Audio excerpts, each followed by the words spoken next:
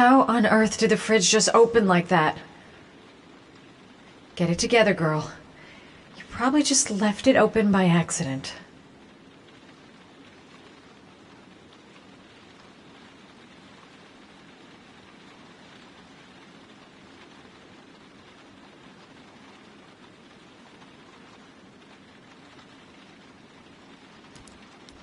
The fridge door.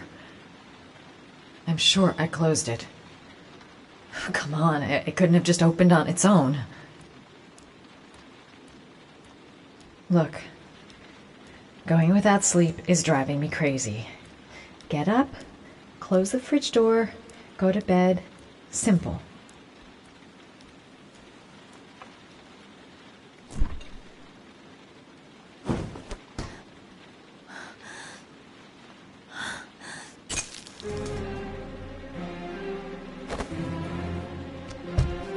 There's someone here. There's someone in the apartment. The phone on the desk. I could call for help. The front door. It's the only way out. If I can reach it, I still have a chance.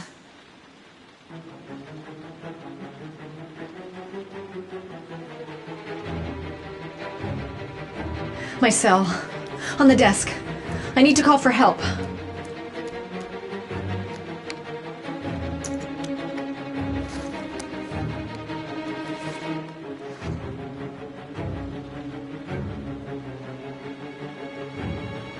I must get to the door. Get out of here.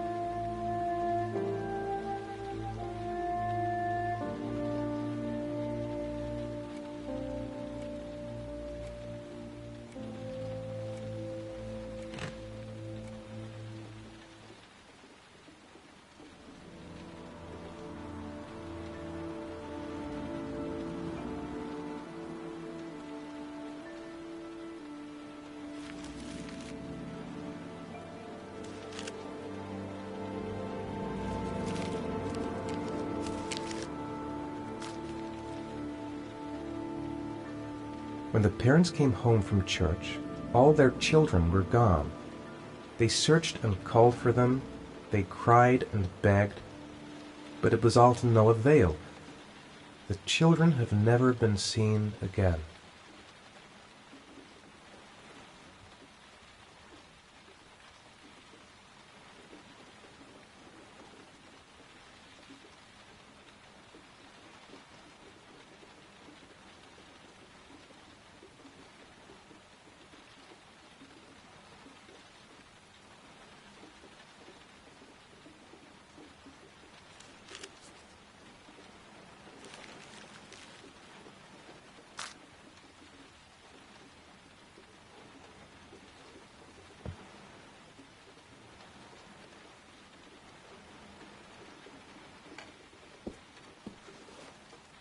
I have to get out of here and find out what this ticket is about. That letter might be linked to Sean's disappearance. I need to show it to the police.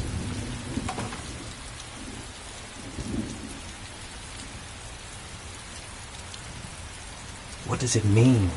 Some sort of fairy tale? This doesn't make any sense. It couldn't have been me. I couldn't ever have done that. What did I do with Sean? I must have done something, but I just can't remember. I'm exhausted. I didn't sleep a wink all night. I'm the Origami Killer. I black out, and then the murdering starts. I know it's me.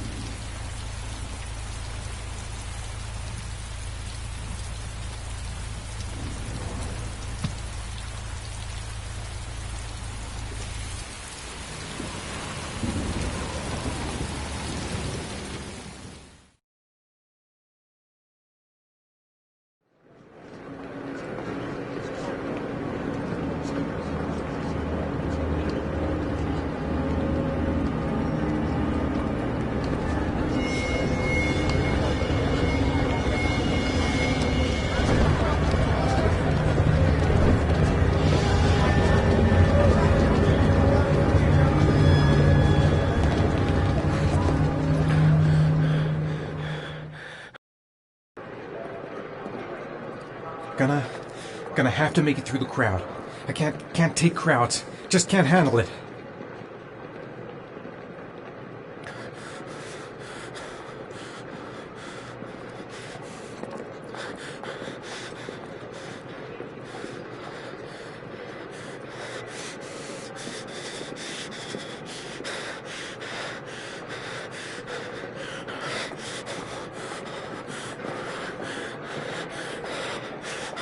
I'm just not gonna make it.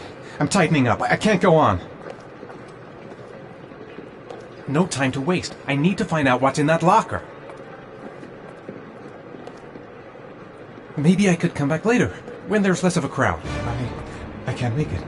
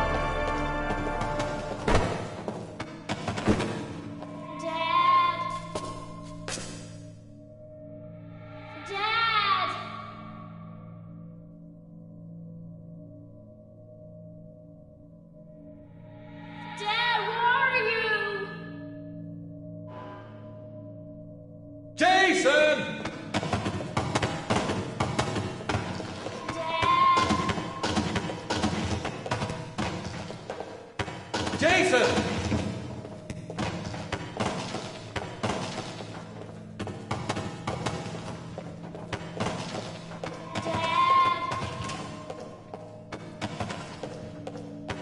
Jason! Dad! Dad!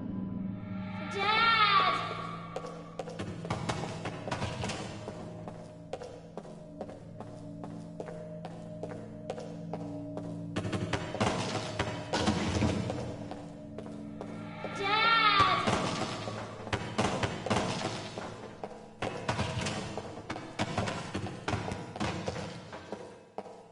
Jason! Dad!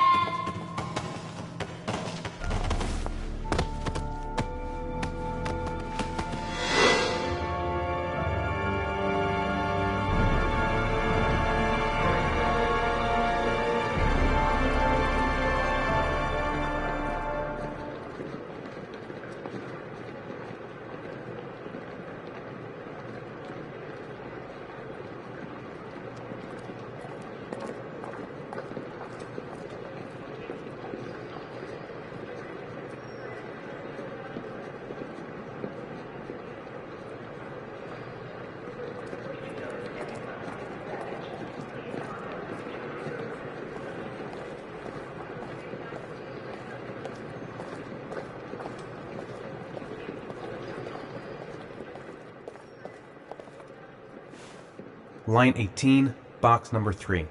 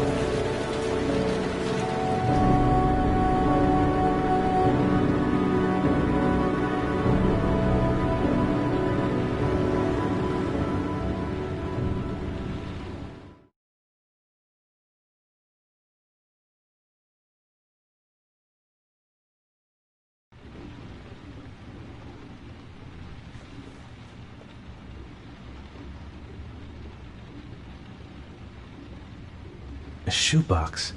What's the connection with Sean's disappearance? Am I the one who put this box in the locker? I don't remember.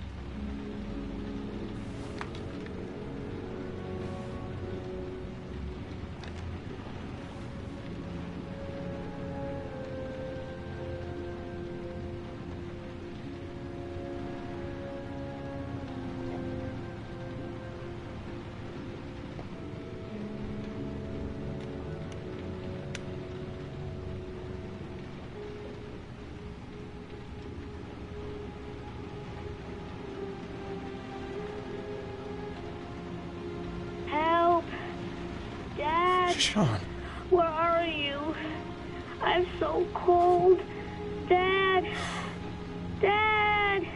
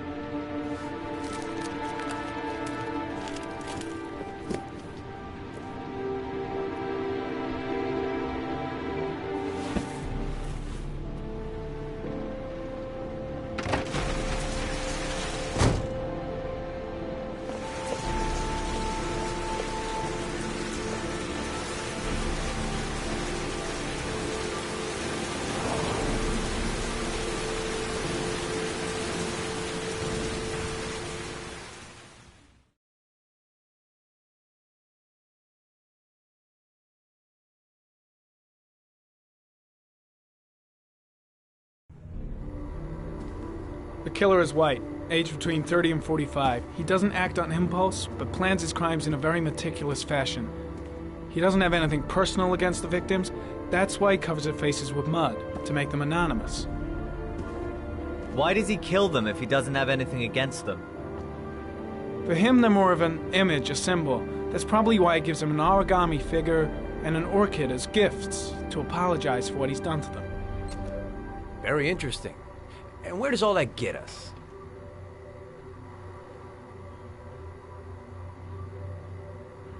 The best way of tracking a predator is to be familiar with his behavior. That may be true in novels, but there's a child's life at stake here. Continue, Jaden. Then I studied the geographical distribution of the murders. Generally, a killer commits his first murder near to where he lives, so he has a safe place to flee to if any complications arise. The more confident he becomes, the further he roams from his base. By analyzing the locations where the victims disappeared, I was able to isolate a zone where the killer might live. And what size is this, zone? For the moment, about 10 square miles. Oh, great. There must be 10,000 people live in that sort of area. You gonna question them one by one? It may not give us the address of the killer, but at least it's something to go on. Blake, if you've got a better plan, I'm willing to listen. Don't be shy. I'm all ears. One detail attracted my attention. The interval between the time when a victim disappears and the time when the body is found ranges from 3 to 5 days. But the rainfall is always at 6 inches, give or take 10%. What on earth does that mean? All the victims were drowned in rainwater. The killer kills only in the fall when there is plenty of rain. It could be that he puts them in some sort of well or tank that is open to the skies and that fills up with rainwater. The more it rains, the less time the victim has to live. So what's next? There are 2 suspects whose psychological profile might fit and can be connected to the comfort zone. I'd like to question them. God damn it. We're wasting our time with this bullshit. The killer's out there somewhere, and we gotta get off our asses and find him.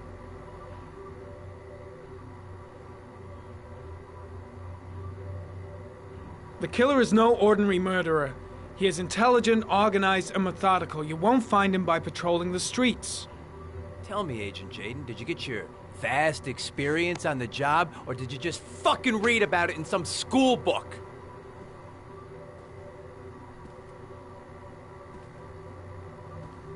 Your vast experience hasn't prevented 8 victims from being murdered. Fucking asshole! That's enough! You said it took 6 inches of rainfall before the victim died. How much time do we have left? If the weather forecasts are right, less than 72 hours.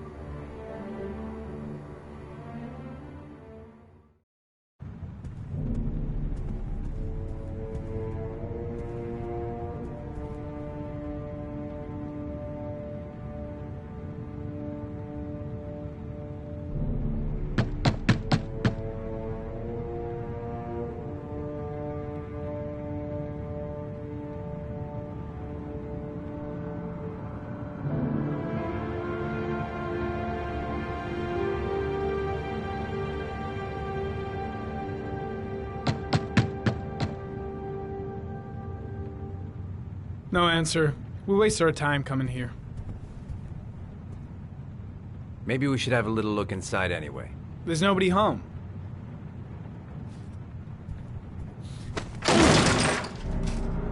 There is now. I'm not sure that's entirely legal.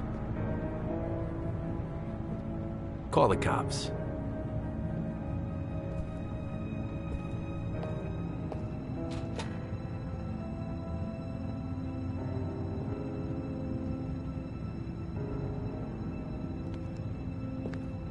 Looks like Nathaniel Williams is a pretty religious guy.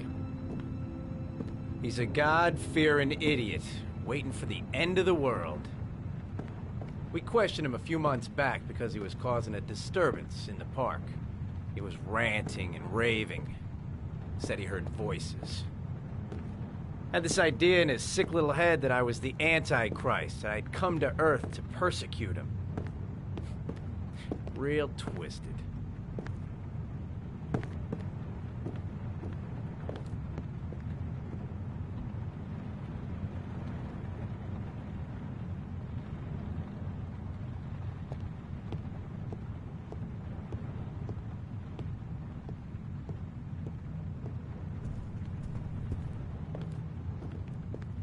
Candles are still lit. He should be back soon.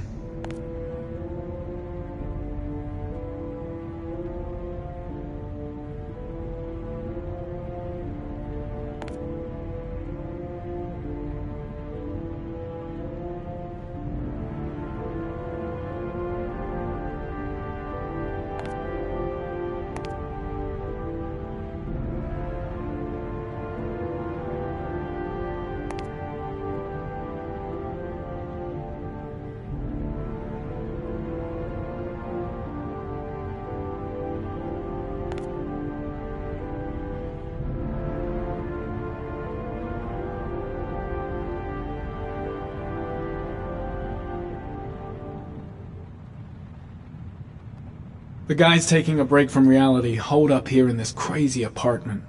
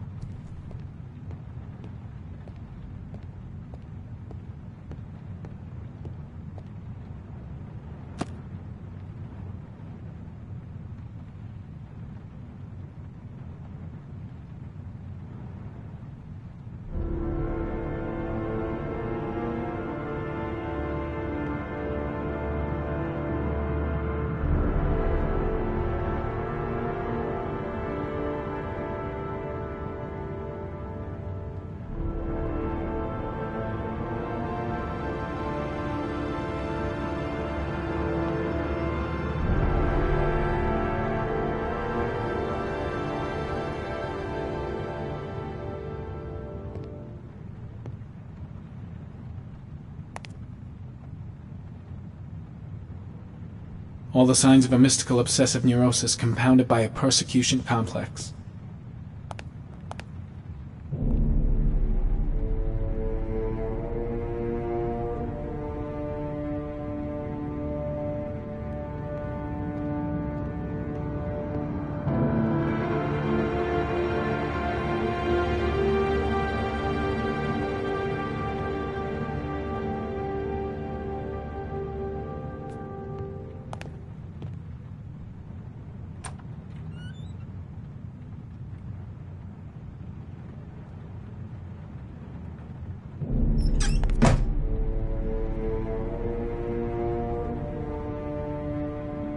It's stifling in here.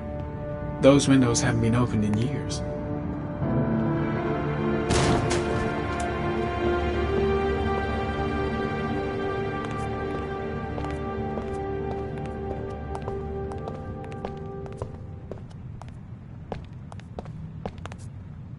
You don't have to be a profiler to see he's not a killer. We're wasting our time here.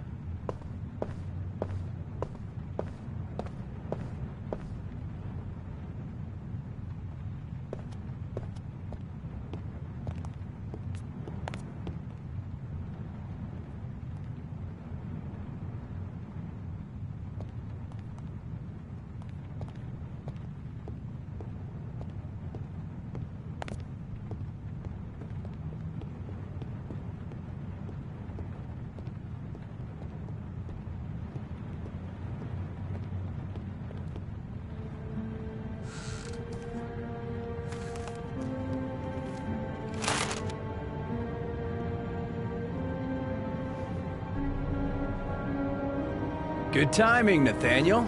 Just the man we're looking for. Angels and ministers of grace defend us. I'm Agent Norman Jaden, FBI. I'd like to ask you a few questions. As God is my witness, I haven't done anything. I'm innocent. Relax. Nobody's accusing you of anything. We just want to talk. Nathaniel, do you remember where you were last Tuesday at 4:30 p.m.? Here? I was here. I was praying. All day. Was there anybody with you? No. No, I was alone. Why all the crucifixes? You afraid of something? The hour is nigh, and the wrath of God shall strike men down. I'm preparing for the end of the world. Where do you work, Nathaniel? You have a job? My sole occupation is praying to the all-merciful Lord for the salvation of humanity. What about the voices, Nathaniel? Do you still hear the voices? We know who talks to you, don't we, Nathaniel? Or we both know who talks to you. Don't speak. I guess Blake's trying to break him, but what good is a confession if he does? What does he say to you, Nathaniel? Blake, what are you doing? I can't talk about it. You mustn't talk about it. He orders you to go and find new prey, doesn't he? He needs more and more. I've got to do something! No! You must mention Shit! him. Blake You'll is bring him totally here. out of his mind. I can't just stand around and do I nothing. told you to go and find that kid in the park. The voices tormented you all night long. You wanted them to stop, didn't you, Maybe Nathaniel? Blake knows what he's doing after all. Stop! Stop! That's enough! So you obeyed them to make them stop. You took The that guy boy is with terrified you, of Blake. drowned him. He really- Isn't that That's right? enough! Leave him alone! No! Stop! Stop! You killed them, didn't you, Nathaniel? Are you gonna confess, you bastard? You are the Antichrist. Put down the gun, I shall Nathaniel. dispatch you to your father in hell. He is the son of Satan. He was sent to earth to destroy James. us. For Christ's sakes, shoot!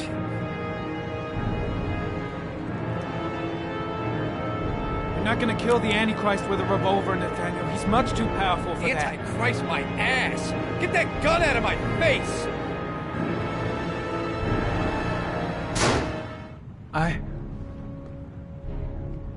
I shot him. Yep. Looks like you did. Can't say I'll miss him. Come on, let's go.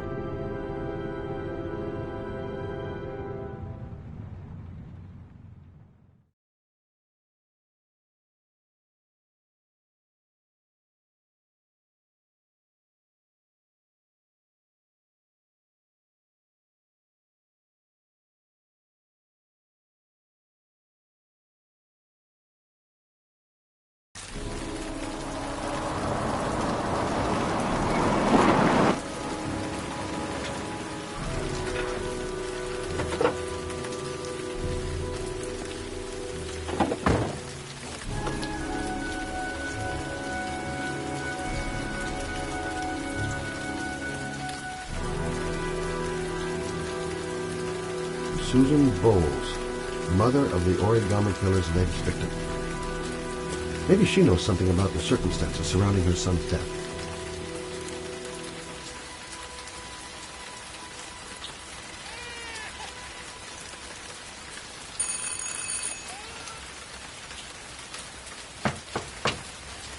No answer. Baby screaming inside. Not a promising start.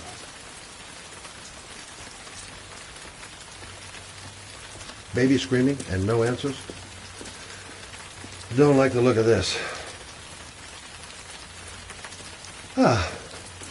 Asthma free for the moment and loving it. Got an old inhaler in my pocket, just in case.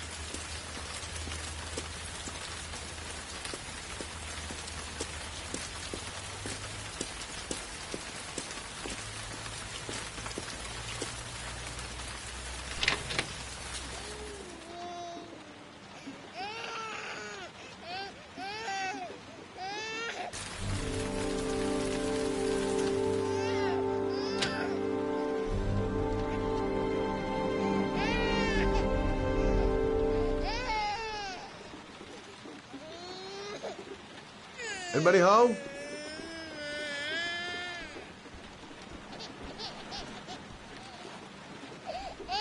Hello, little cutie. Oh? You looking for your mama?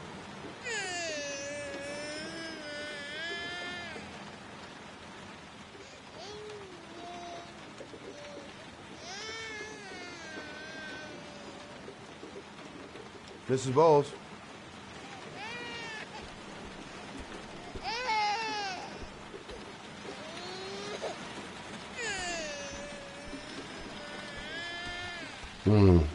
I don't know why, but I got a bad feeling about this. Oh, Jesus.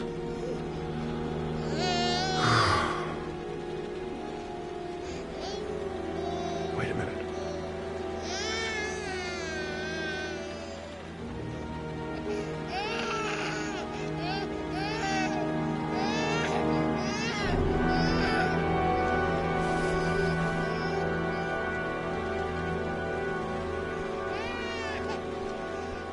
Come on, I have to search the house. Maybe it's not too late. Mrs. Bowles? Mrs. Bowles, are you there?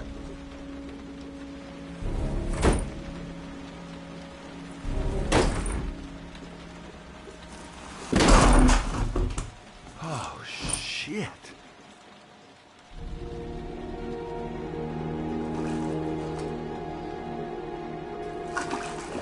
Mrs. Bowles!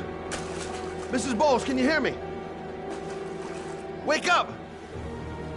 Wake up!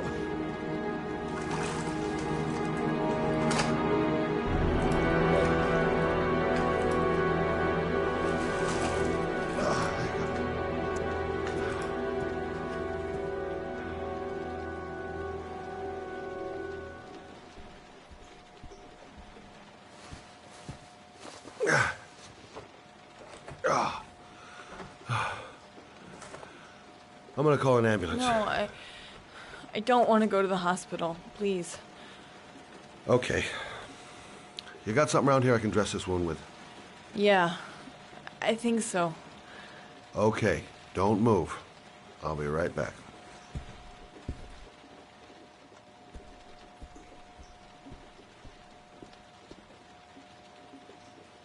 Let's see.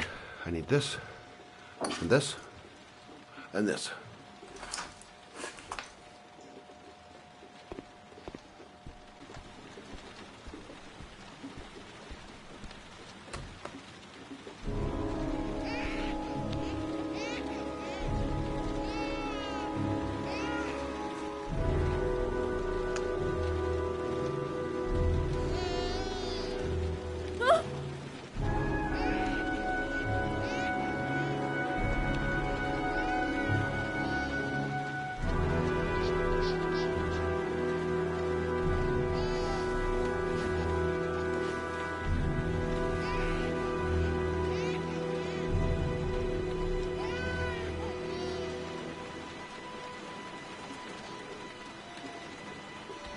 There, I done what I can. That should stop the bleeding. Well, luckily the wounds aren't too deep. Hey, how are you feeling? You okay? My baby. My baby needs me. Right. You stay there. I'll take care of the baby. Okay? Do you know what to do? With a baby, I mean. I'm a private eye. There's nothing I can't do. Her name is I was Emily. a private eye when I walked in here. Gotcha.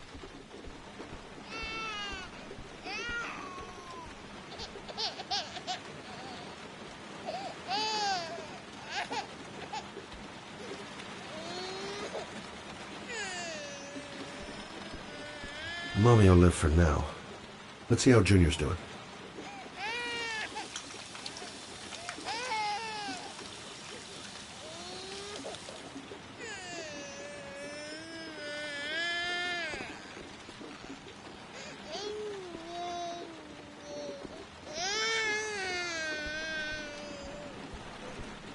Hi there, Emily.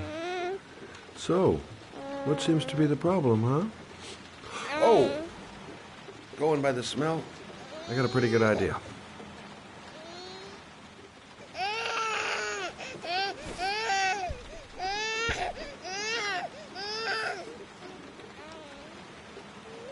Okay.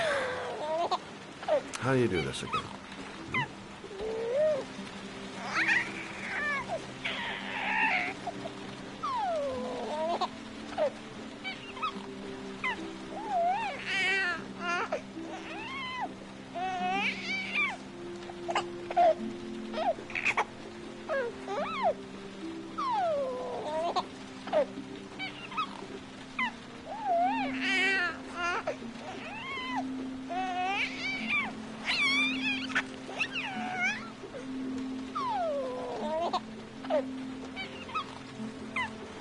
There you go, fresh new baby. That should feel better. Right, Emily?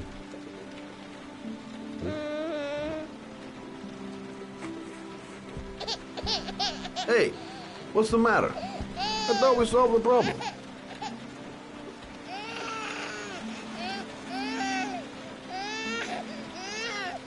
Of course. Now I know why you're crying, my little peachy poo. Mother Shelby to the rescue. I guess I better warm this thing up.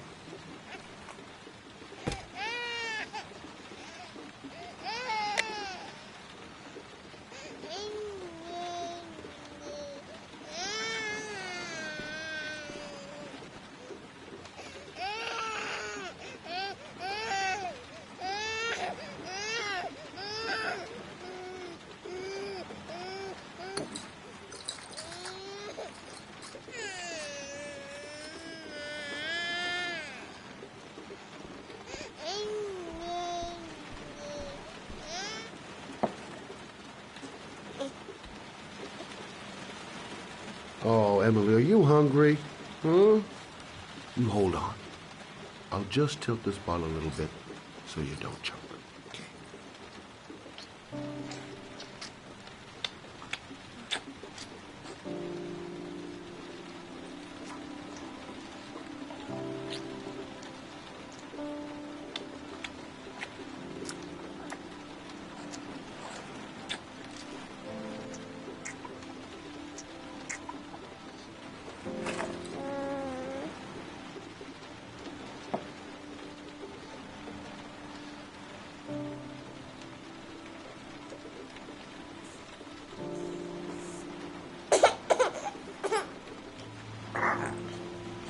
Oh, good job, Emily. You're feeling good now, right? Now, I'm gonna rock you very gently so you can have a nice little snooze. Okay? All right.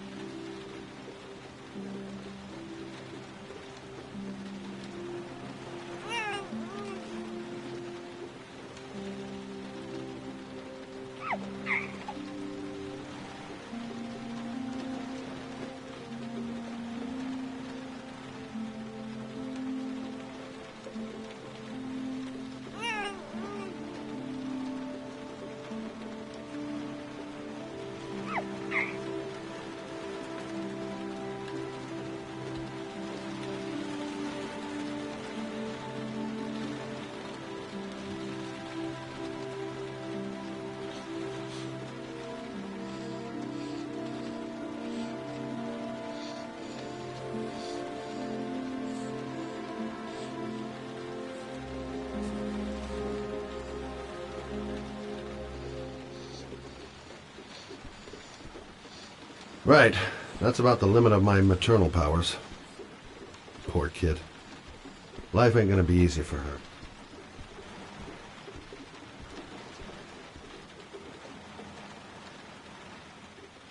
Thanks for looking after my baby. I didn't want to leave her. I just couldn't cope anymore. Just not having Jeremy around. He was such a good boy. I can't understand why anyone would want to hurt him.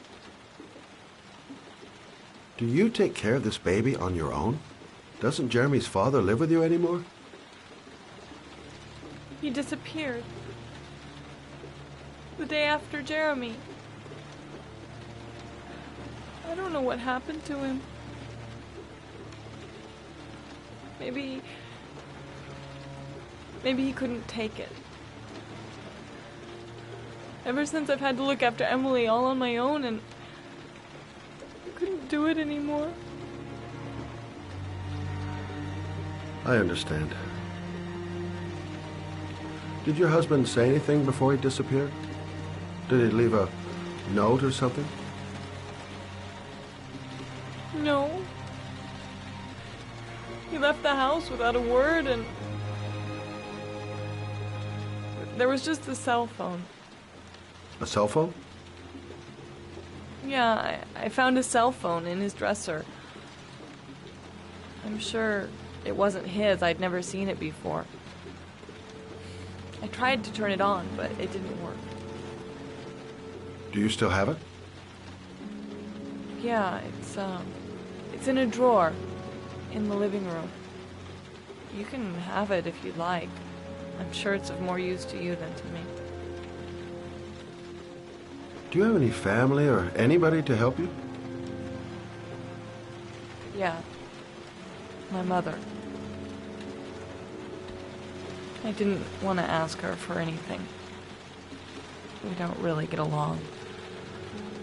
But I guess I'm out of options. Well, look after yourself. And Emma. I will. I promise.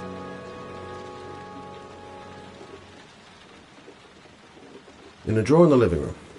That's what Susan said.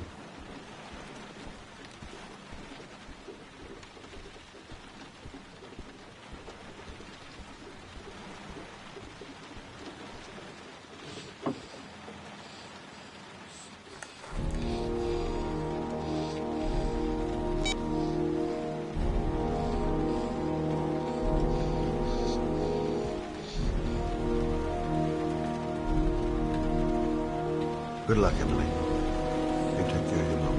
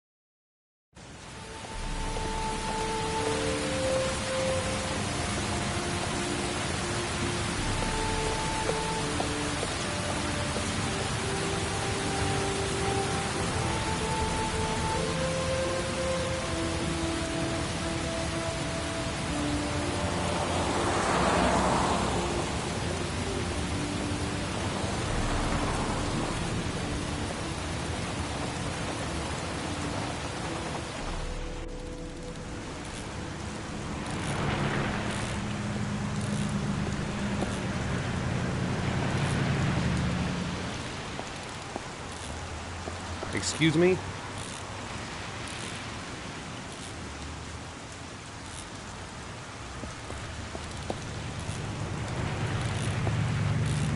The parking lot ticket and the origami figure leads to this garage.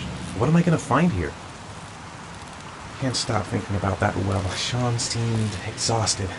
But at least... Hey! Oh! Huh. Sorry. Didn't see you. What can I do you for?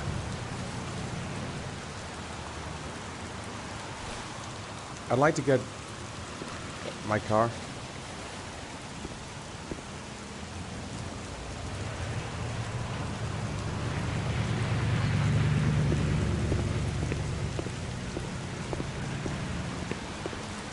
Hey, you're a pretty patient guy, you are. That car's been there for 2 years. We took it out for a drive every month and checked the tires and batteries, just like you said. Here, it's the 3rd floor down. The service elevator is at the far end of the garage. Thanks. Now, you have yourself a good one, Chief. Have I been here before? Don't remember it. Car's been here for 2 years. What does that mean?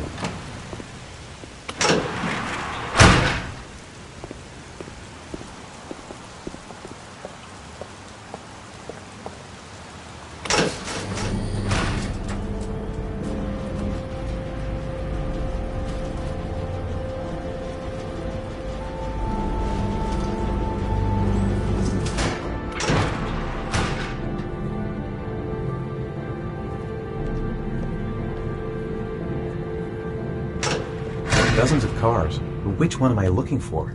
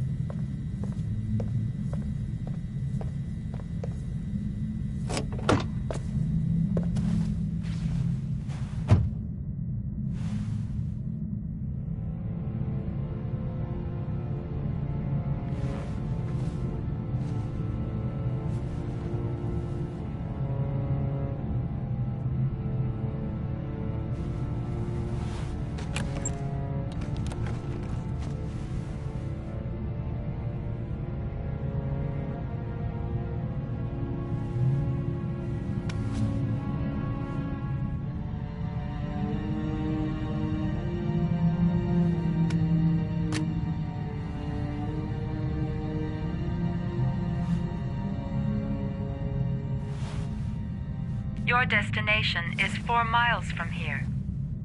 Leave the parking lot and take the first right.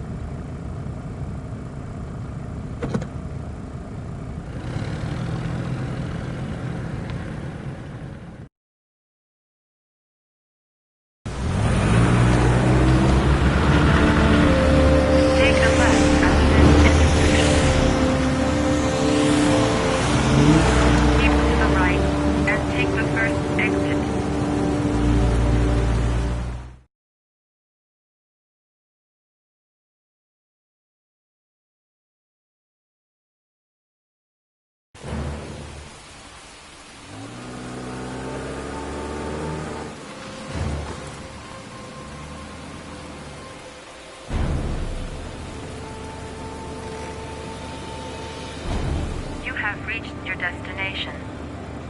Are you ready to show your courage in order to save your son? Listen carefully. Take the highway and drive against the traffic for 5 miles. If you haven't reached your destination in 5 minutes, you will have failed.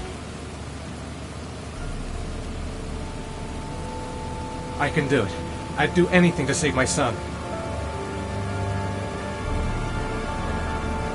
If I succeed, I'll get more letters for the hangar. It's my only lead. No turning back now.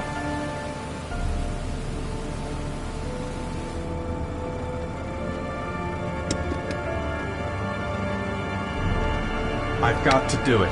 For Sean's sake. I have no choice.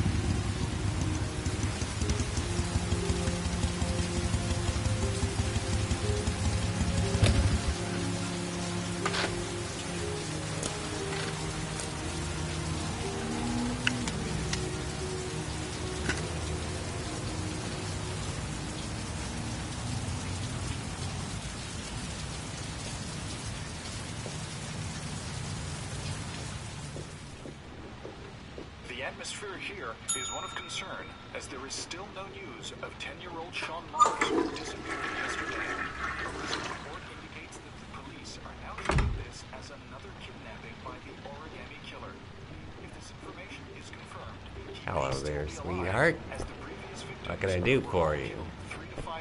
I'd like a room. For you? Anything. Feeling the register.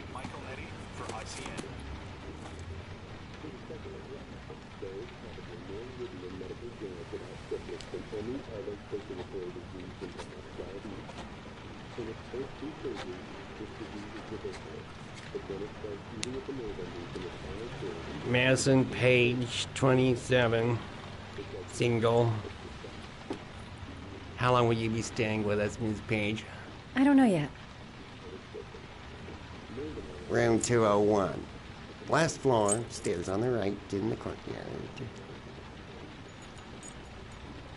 Thanks. The pleasure was all mine. That's for sure.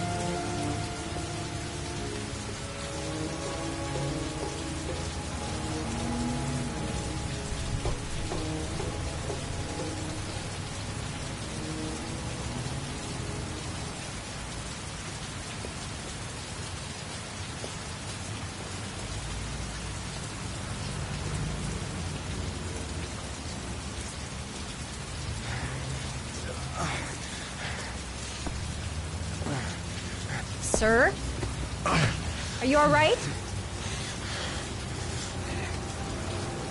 I'll call an ambulance. No ambulance. You're badly hurt. You need a doctor. Please, just help me to my room. It's number 207.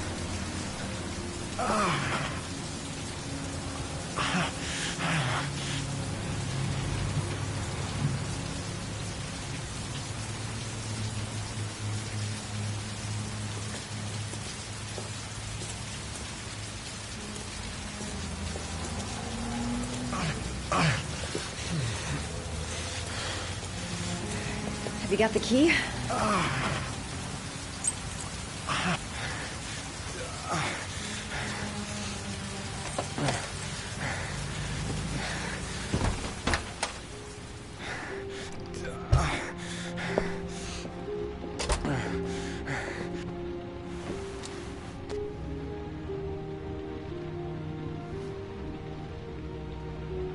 He's in trouble. I can't just walk away and leave him. You're really in bad shape. You should see a doctor. Must have one, maybe two broken ribs. It's not fatal. But it's sore as hell. Your head is bleeding. It looks deep.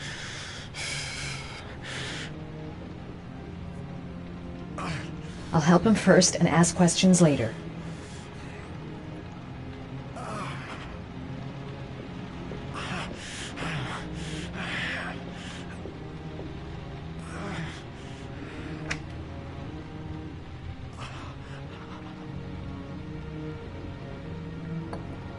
Paraphenol anti-fever. Administer only in cases of high fever.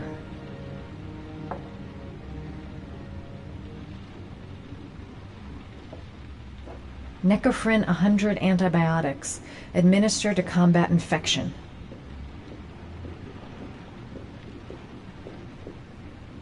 Here.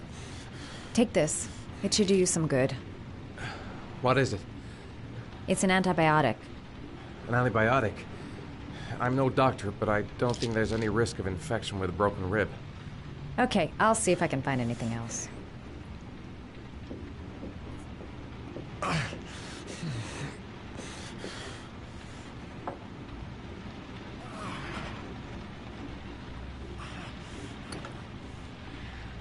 I should disinfect his cuts.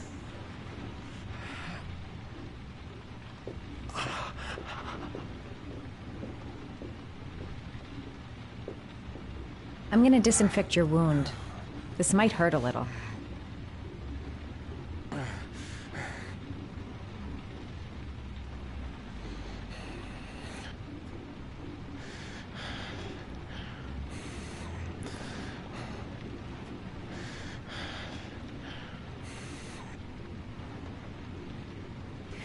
There. At least it won't get infected. Thanks.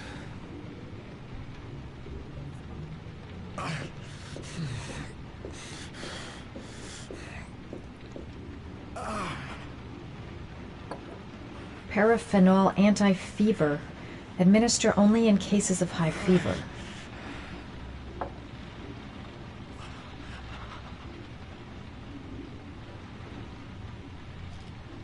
Paracetamol painkiller. Administer in cases of intense pain.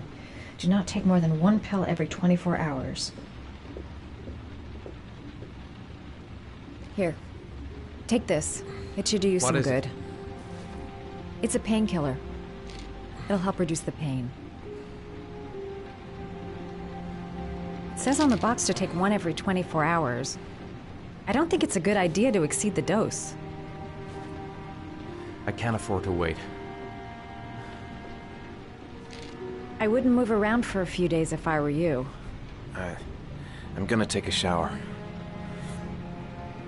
All right, let me help you.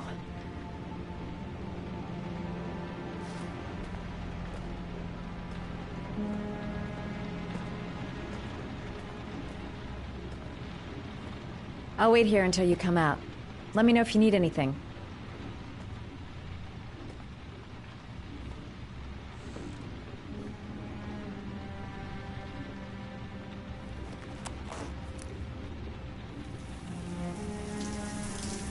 Talk to me. That way I'll know if you pass out. What's your name? Madison. Are you staying in the hotel? No, I live in town. I suffer from chronic insomnia. I seem to only be able to sleep in motels. Don't ask me why. Whenever I get too exhausted, I come and spend a night here. I'm just passing through. And what else do you do, Madison? Apart from fixing up strangers. I'm a photographer. I take pictures of furniture for fashionable design magazines. And you? I'm an architect.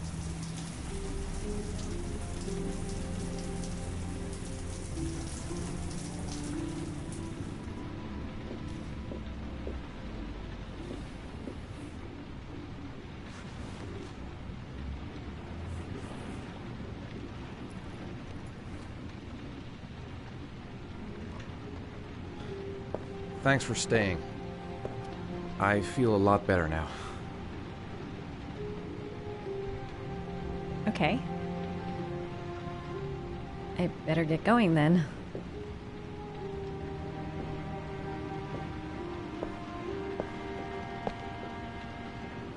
By the way, you never told me your name. Ethan. Be careful, Ethan.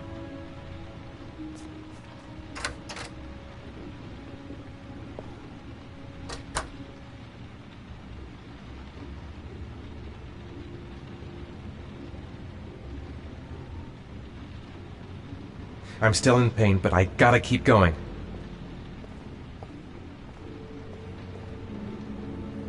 Man, I'm thirsty.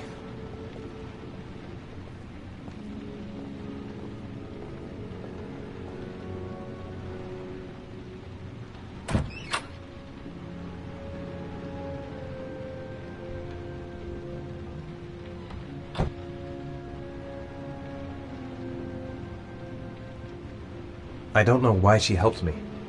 I hope she won't tell anyone.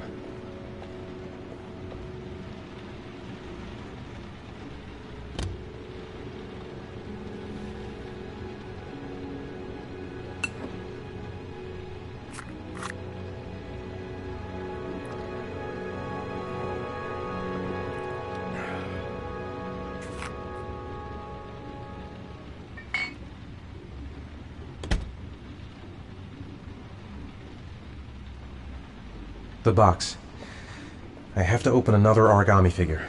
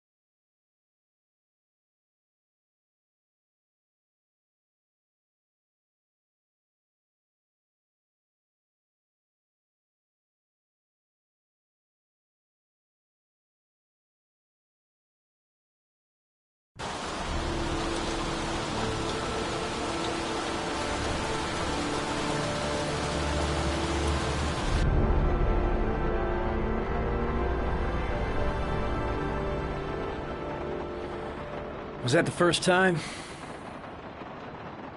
Sorry? First time you killed somebody.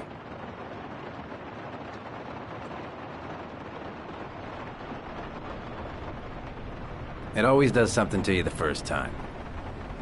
Then you get used to it.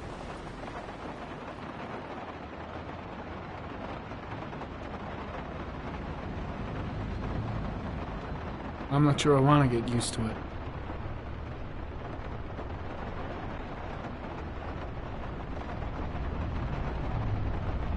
That's him.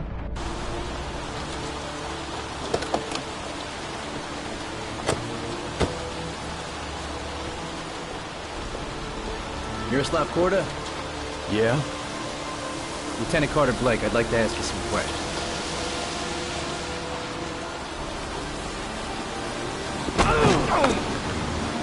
Shit, don't just stand there, he's gonna get away! Ah! Hey man, watch it, dude!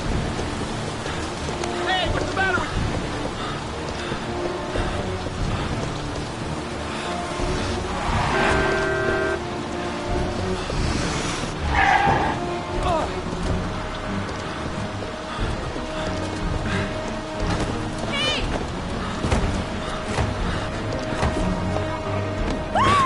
Watch it, man! Whoa!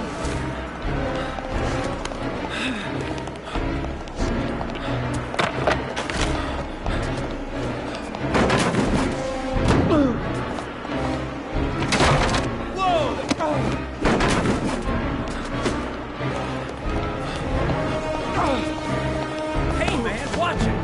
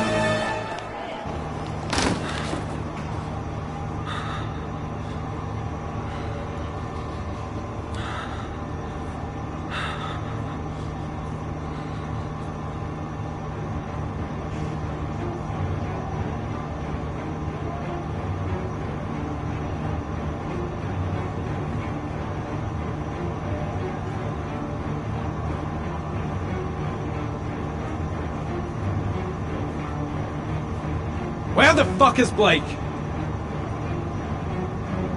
Shit! Where'd he go? I can't see anything here.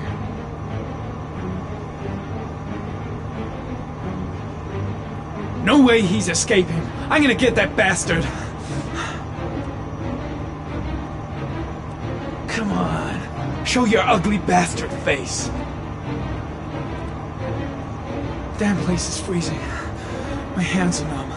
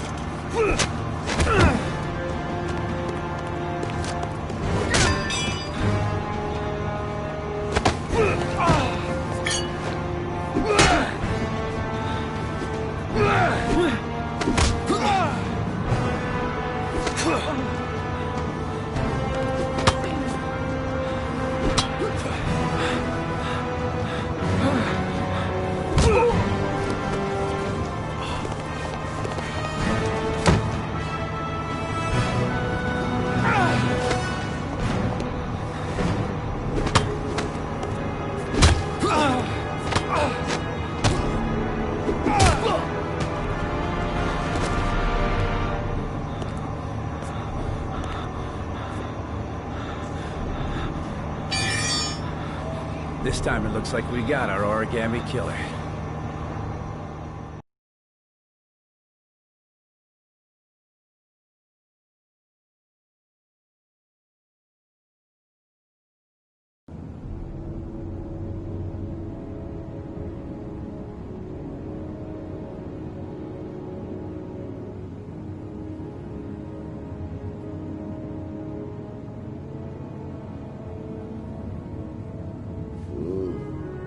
No.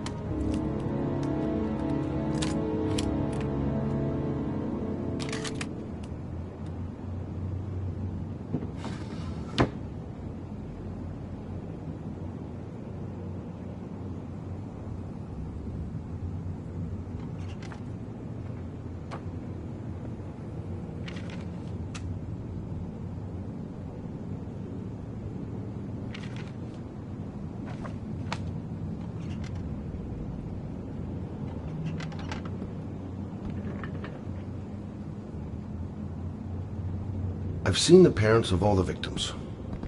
And all I've come up with is this telephone and a box of origami figures.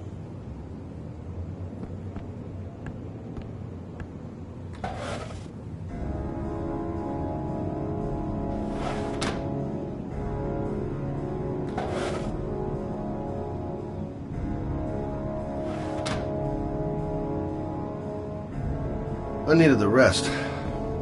I haven't been sleeping well since the murder started up again.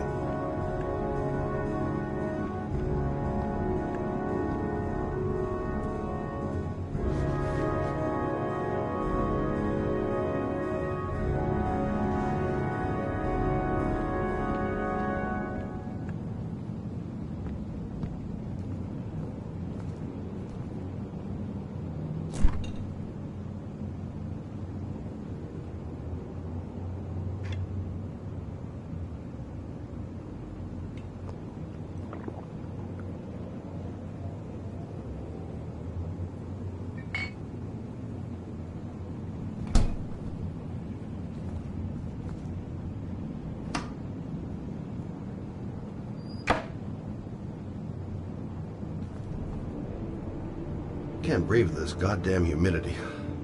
Hope it stops raining soon.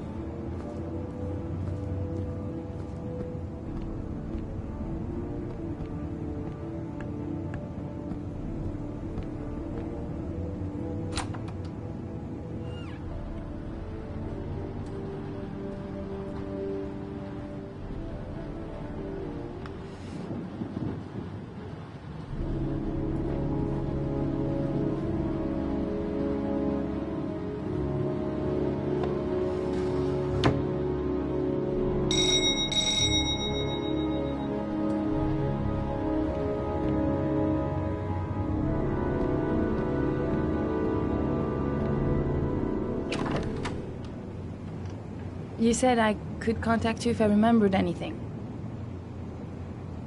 Can I come in? Sure.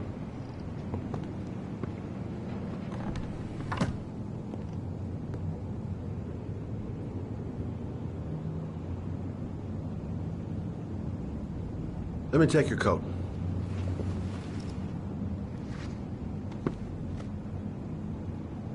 You want a drink?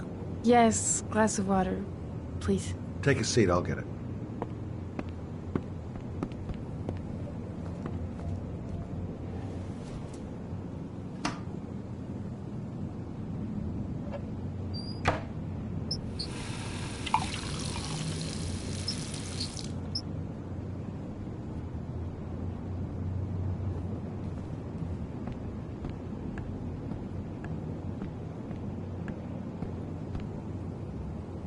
Thanks.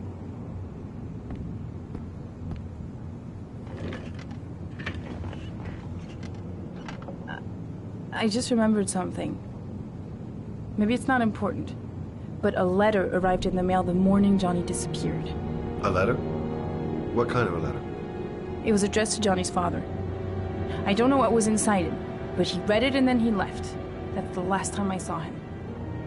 And you think there's a connection between that letter and Johnny's death, is that it? You remember anything else about the letter? Well, I don't know why, but I kept the envelope.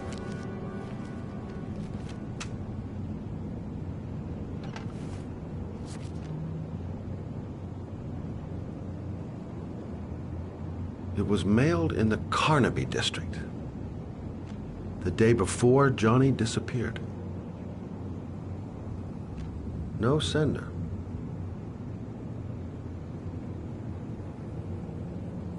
Nothing particular. Except the address. The address? It was typed with an old typewriter. Could be a lead, you never know. Well, thanks for your help, Lauren. I'll let you know if it leads to anything. Wait, I can't just sit around and do nothing while you're out there looking for the man who killed my son. Ever since you came around, I've been thinking, and I want to come with you. Help you in your investigation?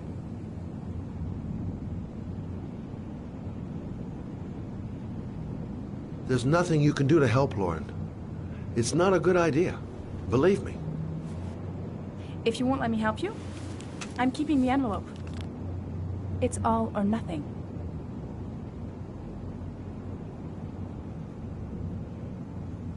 Listen, an investigation like this is dangerous. And I don't have time to play the bodyguard. How many clues have you got, Mr. Shelby? This envelope. Maybe your only link to the killer. I understand. It was a stupid idea. Sorry for wasting your time, Mr. Shelby. Wait. You're really something special, Lauren. I'll give you that. I'm just a mother. A mother who wants to find out who killed her son. Are we partners?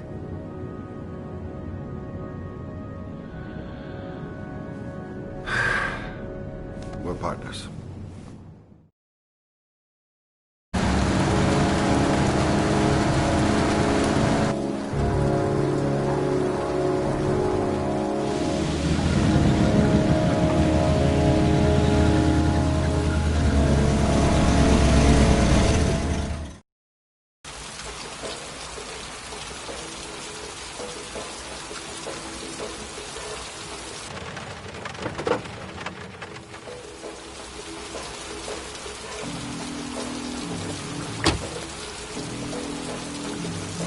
Maybe you better stay in the car. We're partners, remember? Wherever you go, I go.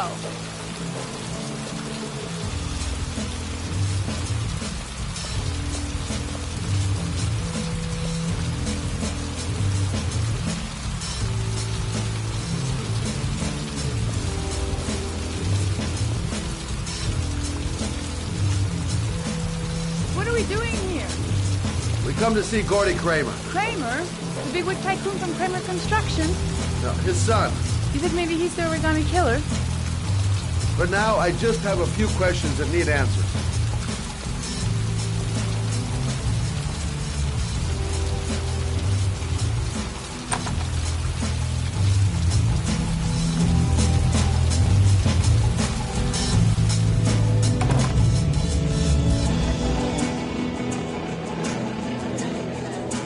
What a joint!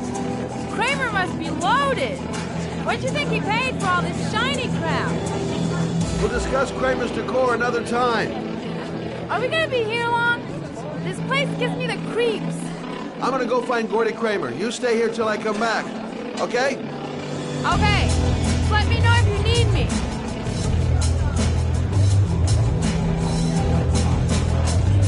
Well, I'm here. Might as well have a drink. I'm a private detective. I'd like to speak to Gordy Kramer. Gordy hasn't seen anyone. Beat it.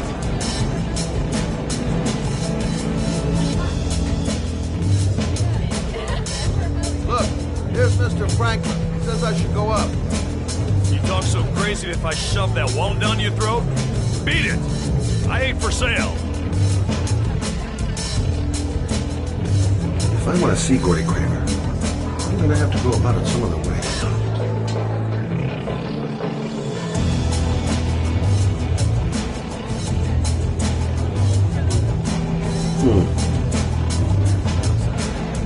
Not gonna be easy to find Gordy behind that big wall of paid gorillas. Okay, gotta find Gordy Kramer.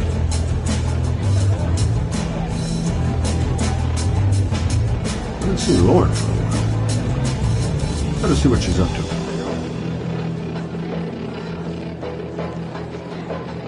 So, did you find Gordy? He's upstairs. He's got two goons blocking the way. Do you want me to handle them? Hey, what are you gonna do? Knock him out with a pair of high heels? Leave it to me. Just be ready to go as soon as they leave the stairs.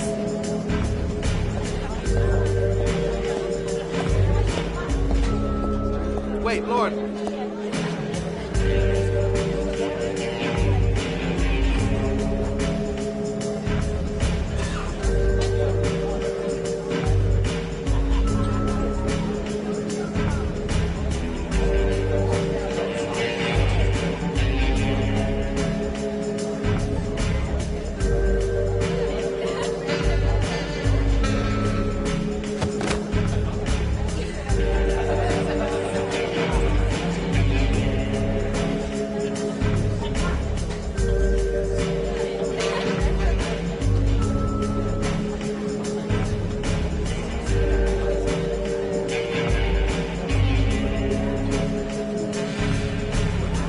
Miss!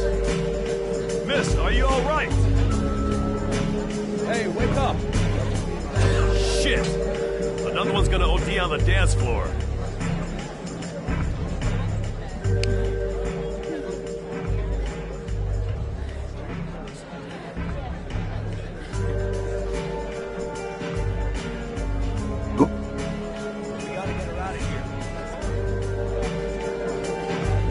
Okay, gotta find Gordy Kramer.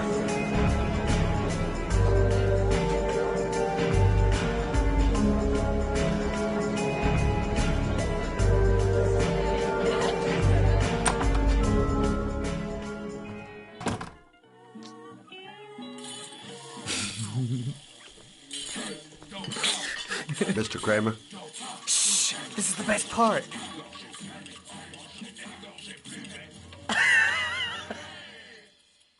My name is Scott Shelby. I'm a private detective. I'm investigating the case of the Origami Killer. I'd like to ask you a few questions.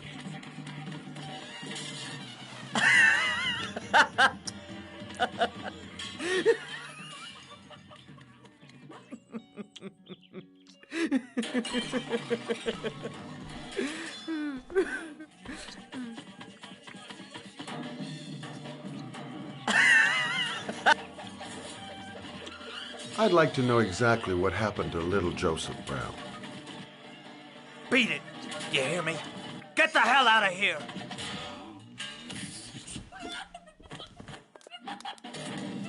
What do you want? A witness saw little Joseph Brown get in the back of your limousine. That was the last time anybody ever saw it. Now, I know you've been arrested and interrogated until your father made a little phone call and the file was closed. I'd like to hear your version of the facts. The kid was lost. I just offered to drive him home. The police arrived, I explained the misunderstanding, and I was released. End of story. Nothing to get excited about, right?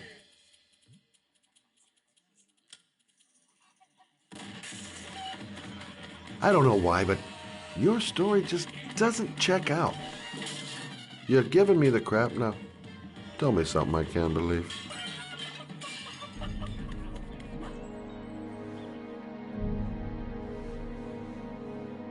Very well. I'm the Origami Killer. I get my victims into my car. I drown them in rainwater. Then I dump them on a wasteland with an origami figure in one hand and an orchid on their chest. I do that because I'm bored, Mr. Shelby. And it's a creative and entertaining way of having fun. Is that good enough for you? Or do you want more? This interview is over. Get rid of this clown!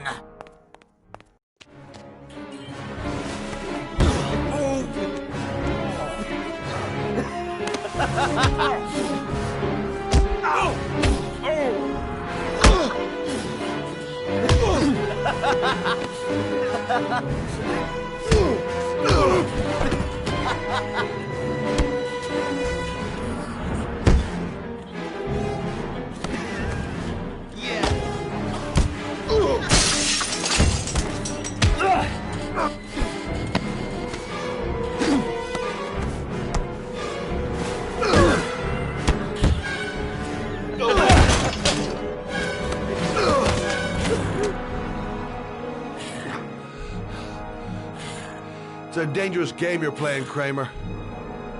Do you know who my father is? He only has to lift one finger and you won't wake up tomorrow morning. You're the one that should be afraid, Mr. Shelby, not me.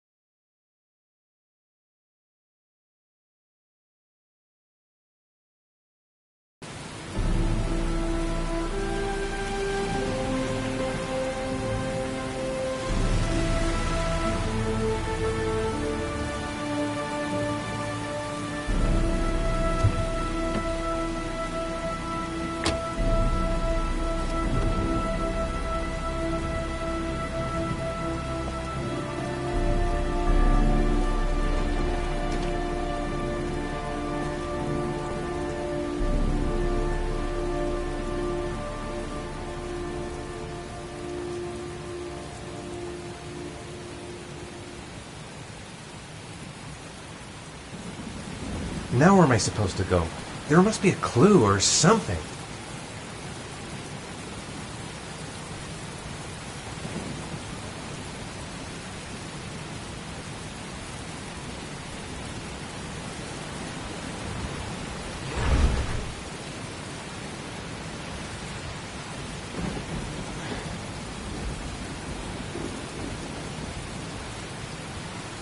This is the old Pico power station.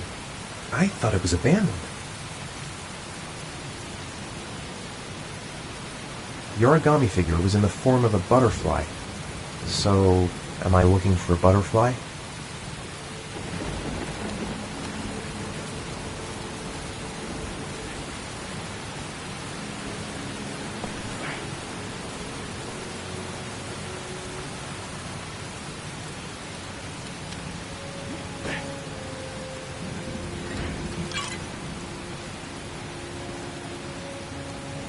It might be a trap. I'd better be careful. There's got to be a way into the building.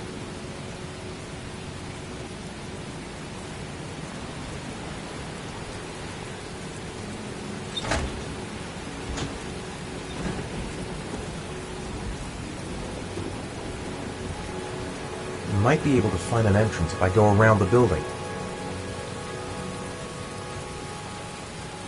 The main entrance is blocked up. There must be another entrance somewhere.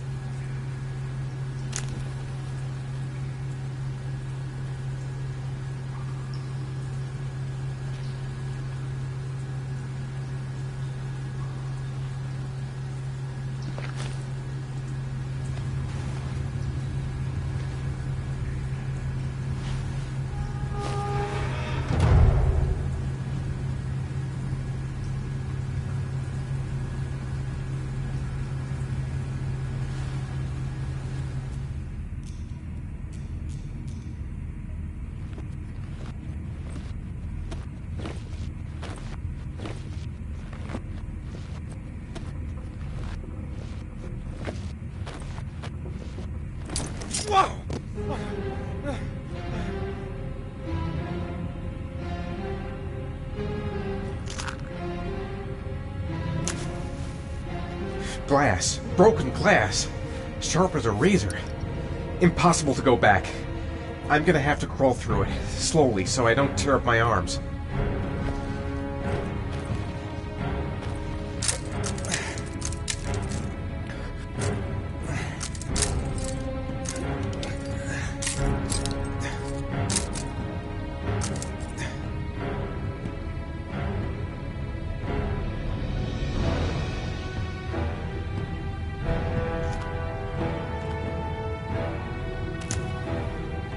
The match flame. It indicates where the fresh air comes from. All I have to do is follow the wind.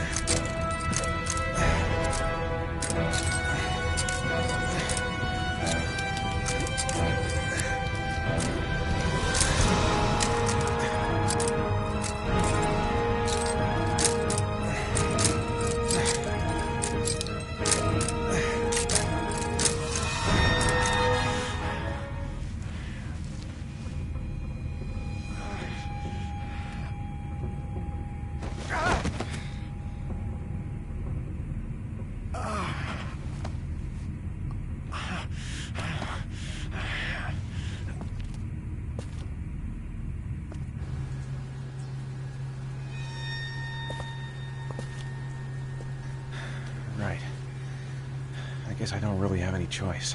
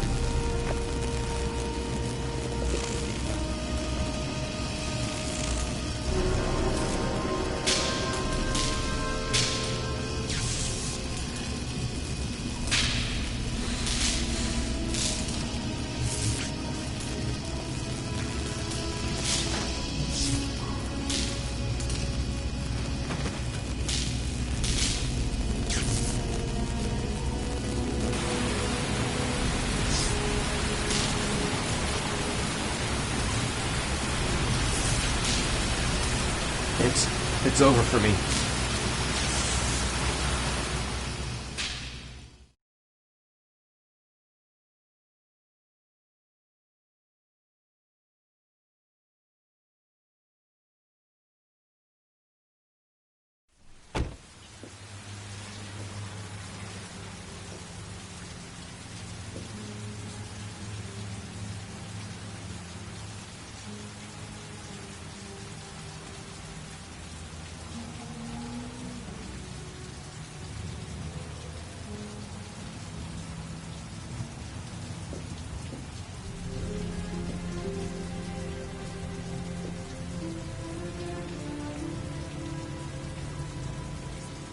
Oh my God.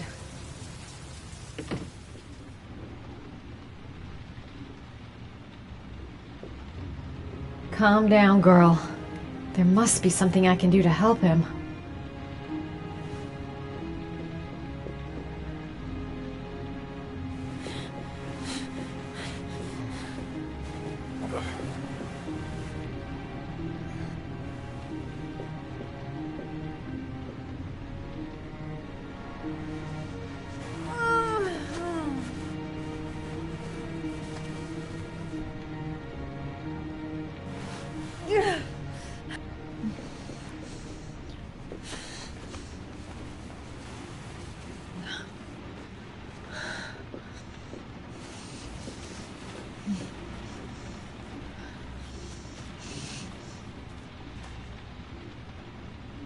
Ethan. Ethan, can you hear me?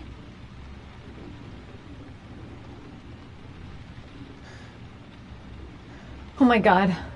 What happened to him?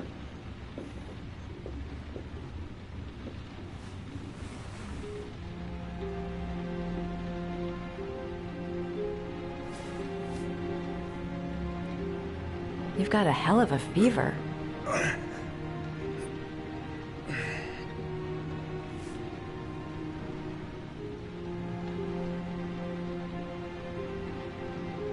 Are those burn marks on your chest?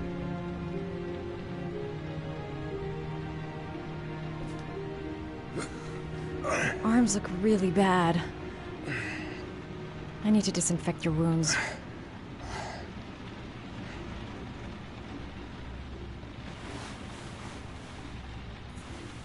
I'm gonna have to get your clothes off to disinfect those wounds.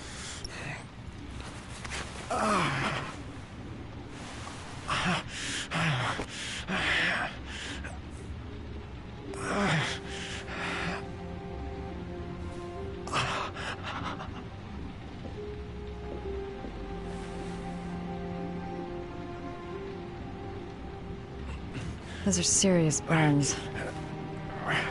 I don't know if I can do anything for you.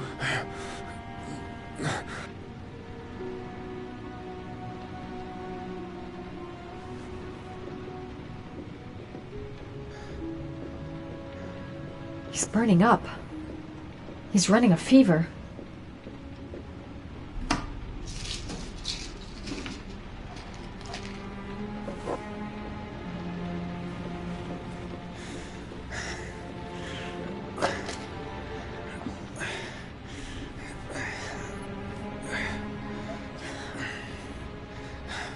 I'm no doctor, but I'll do what I can.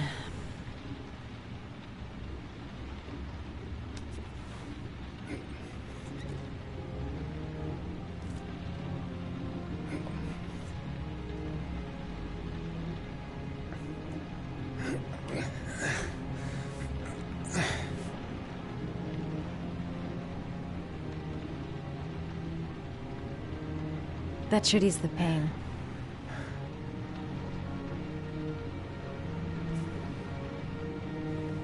Can't put on a bandage yet. Gotta treat the wounds first.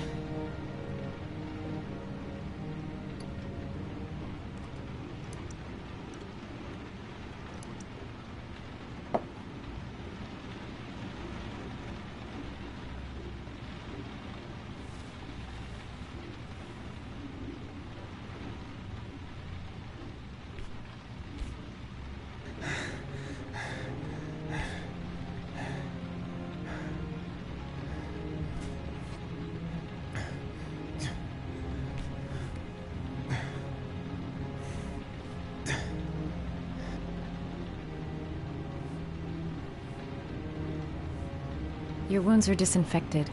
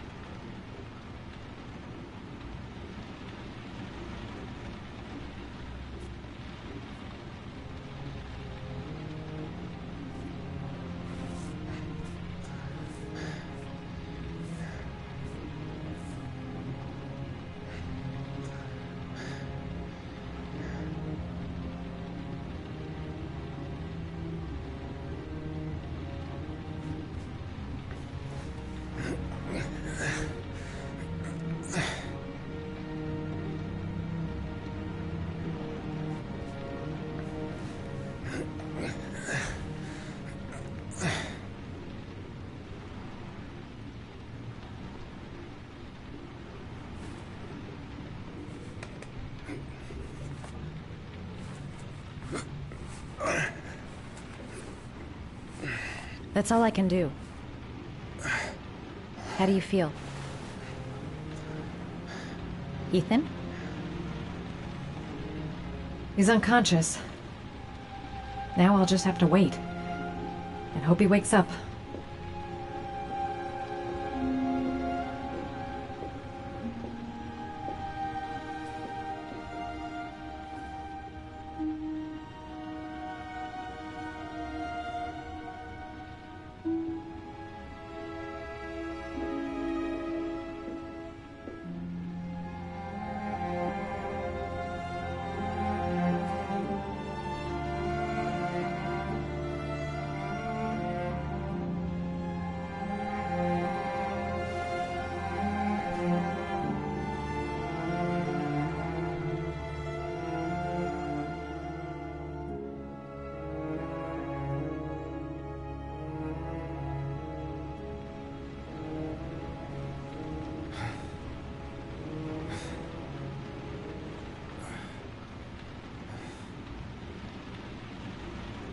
How do you feel?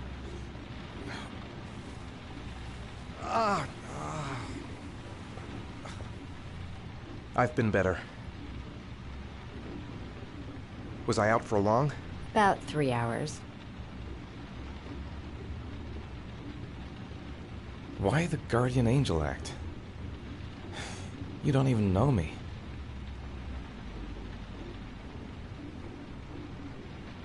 You didn't really leave me any choice. I couldn't just leave you like that.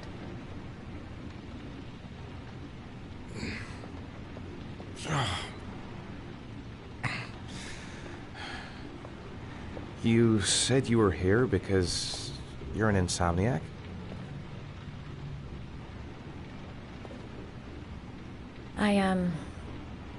I've been going through a bit of a tough patch the last few months. It's the kind of stuff you prefer to forget. I do what I can to live with it, but, it's not easy.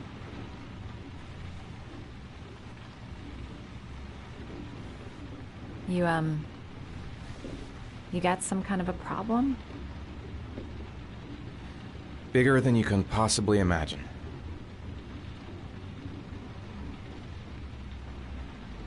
You mixed up with the mafia? Owe someone money? Something like that?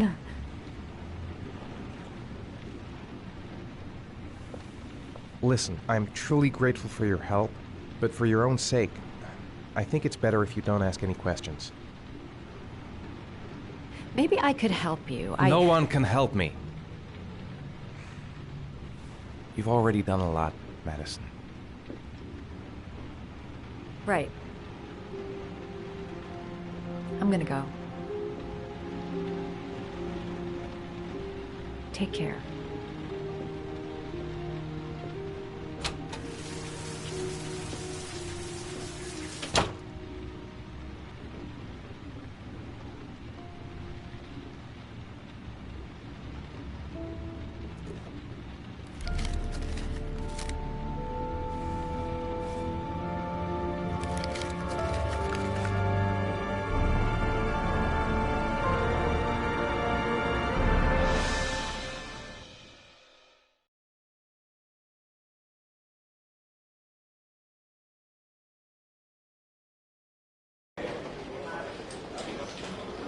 I didn't do it. I swear I didn't do it. I've got nothing to do with that business. I never killed nobody. Oh, no? Then why did you run away when they came to question you? I already told you I forgot to report to my parole officer. I didn't want to go back to prison. When I saw the cops, I just bolted. I wasn't thinking straight. We checked out his statement. He has an alibi for at least 3 of the murders. Fuck, that bastard was a perfect fit. Shit!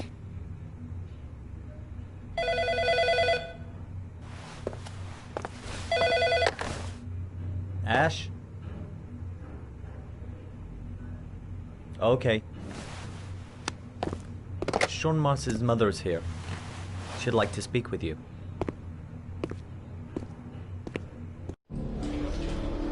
It was a few months back. The middle of the night. It was pouring down. Ethan came home completely drenched at about 3. I asked him where he'd been. He spoke about drowning, the rain. He didn't make any sense. There was something in his eyes. As if it wasn't really him. There may be no connection, but the next day there was that announcement about another victim of the Origami Killer. Find my son. I'm begging you.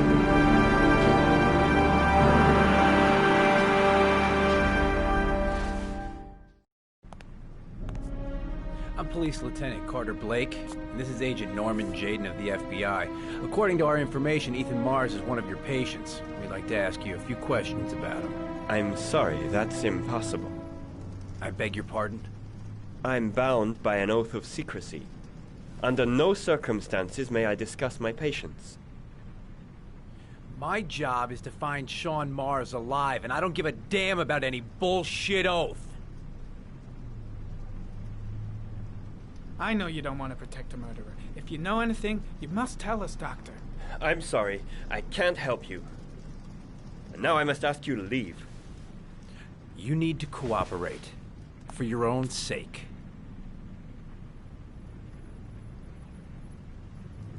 He's right. Legally, you gotta tell us what you know. Are you threatening me? I'm just giving you some free advice, Doc. I suggest you take it. Sean Mars's life may depend on what you know. Tell us what you know, Doctor. I am going to call the police and make a complaint about your behavior. Doctor, you are really pushing my buttons. The only thing I'm interested in is saving that kid's life. So, you're gonna be a good boy and tell me what I want to know, or I am really gonna lose my temper. Doctor, a child's life's at stake. You may know something that can help us save him. You have no right!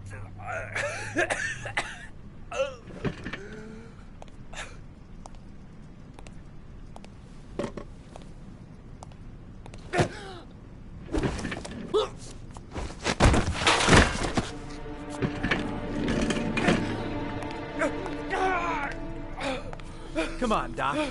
There's an easy way and a hard way. It's your fucking choice.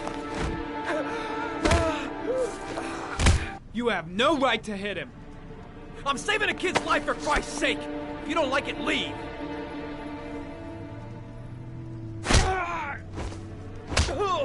If you don't let go of this man immediately, I'll report you and you'll be off the case. What the hell's the matter with you, Norman? What, you getting cold feet? You don't want to save Sean Mars anymore? I want to save Sean Mars just as much as you do, but that doesn't give me all rights. So you're gonna stop this shit right now! Ethan Mars has had psychological problems since his first son died. He feels responsible for his death. A sort of morbid neurosis. He is haunted by visions of drowning bodies. A few weeks ago, after one of our usual sessions, I found this on the floor. It must have fallen out of his pocket.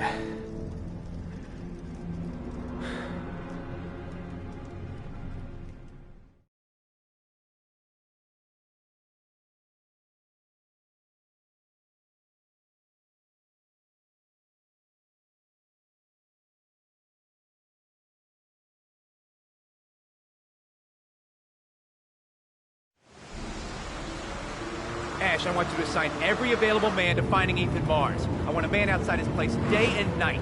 Notify all agencies to start looking for him. I want you to keep an eye on the train stations, the airports, the bus terminals. I want every cop in the city on his ass, so that if he moves, we know about it.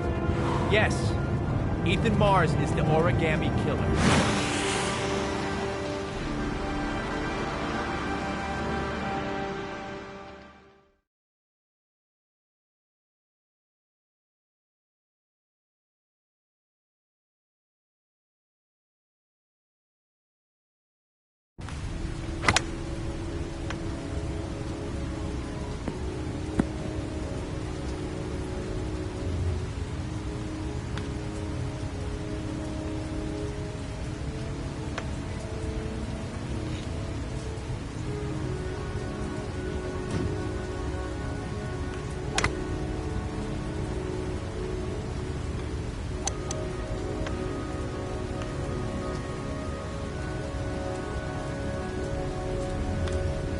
Nice shot. Thank you. Please come in, Mr. Shelby. Would you care for a coffee? Oh, no thanks. Do you play? I tried once, but I think the owner of the course is still looking for me. It's an interesting sport. It requires strength, but also a cool head and absolute precision. Would you care to hit a few balls with me? There's no danger of damaging the greens here. Okay. Take off your jacket and grab a club.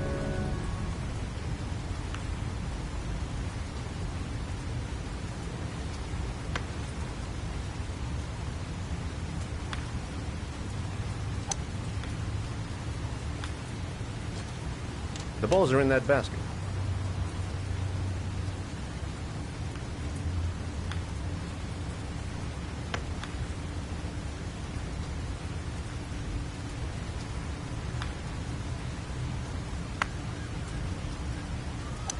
The most important thing is to grip the club correctly. When you feel ready, you swing.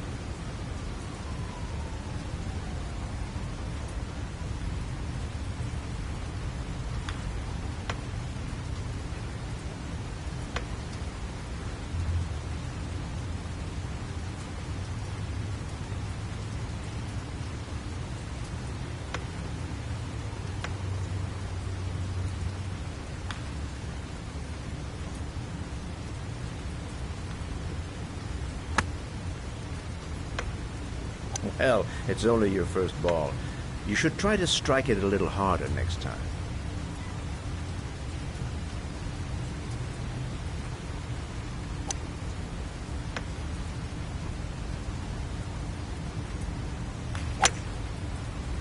I'm assuming you didn't invite me here just to play golf, Mr. Kramer. I hear you've been asking questions about my son. That's right. I want to know if Gordy is linked to the Origami Killer case in any way.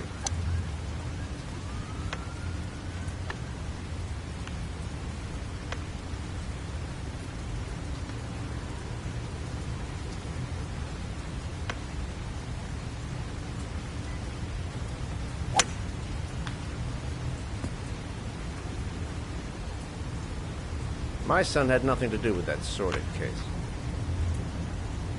Well, then he has nothing to fear from my investigation.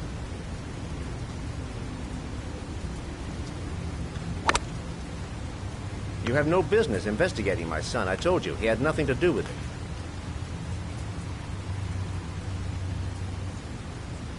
With all due respect, Mr. Kramer, it's up to me to decide who I want to investigate.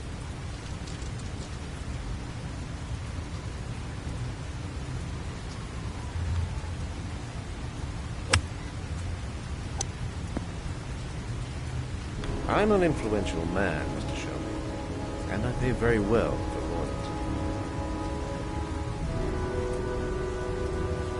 loyalty. Are you trying to buy me? Let's just say I'm trying to show you where your interest lies. How much do you want to leave my son alone? I think you misunderstood me.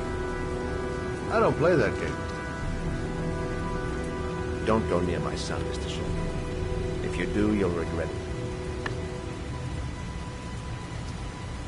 Have a nice day, Mr. Kramer.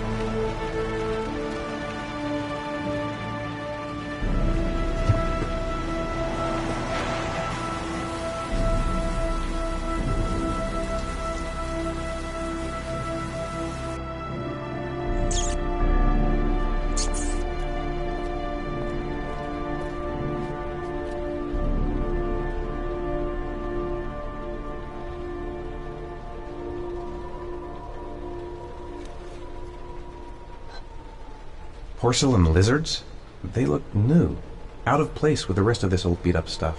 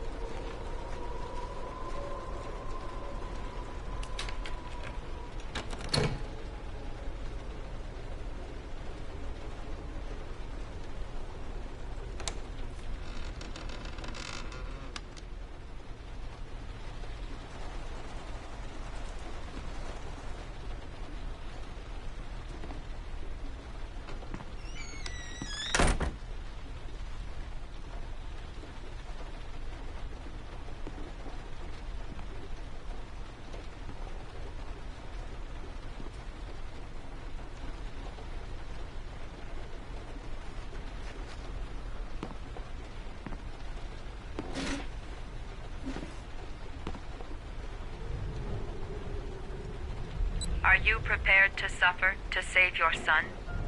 You have 5 minutes to cut off the last section of one of your fingers in front of the camera. If you succeed, you will get your reward.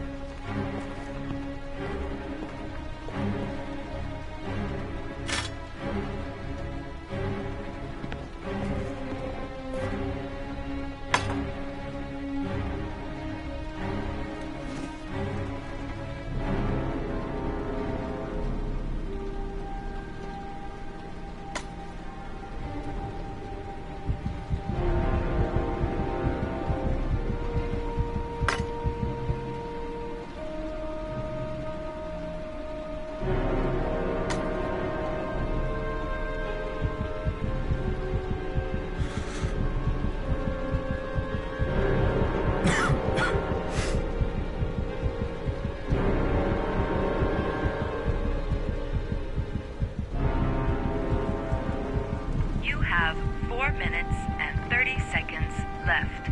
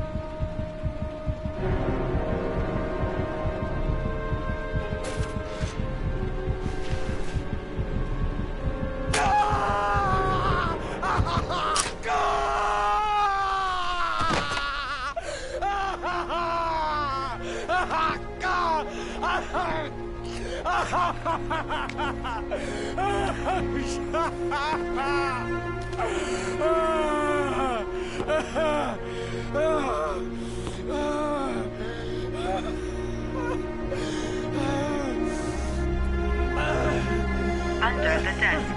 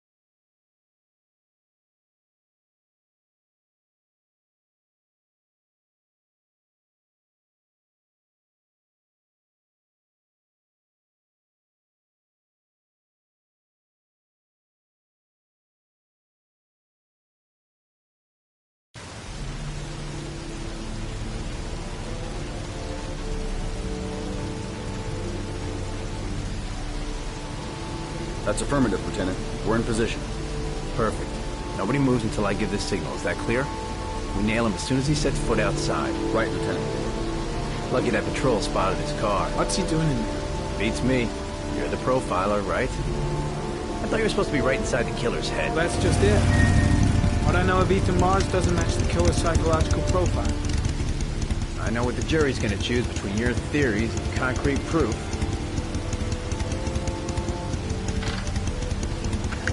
What the fuck is that girl doing there? If Mars comes out now, she's gonna be in trouble. What do we do, Lieutenant? Want to get her out? No, stand down.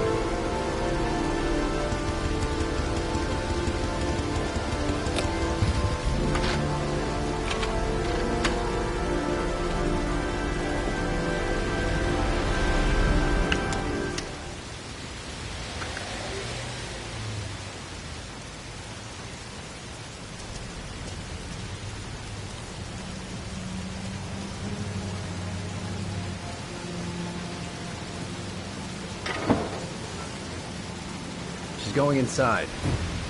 Maybe she lives there. Else just as well. We don't want anyone hanging around if Mars comes out. Ethan, what happened? The police. They're out there. I think they're here to arrest you. We've got to find another way out. Shit. What's he up to in there? Wait for a go on my word.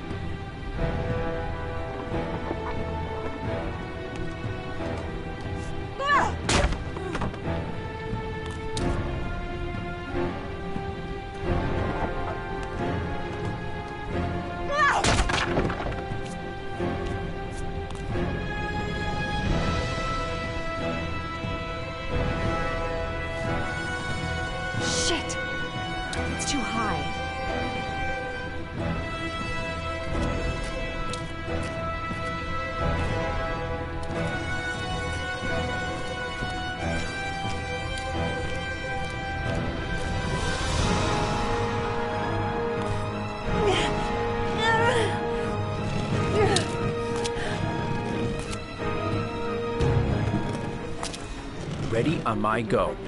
Stay here, Jaden. Out of the question. I'm coming with you. 2 men at the door, hold your positions. It's a go.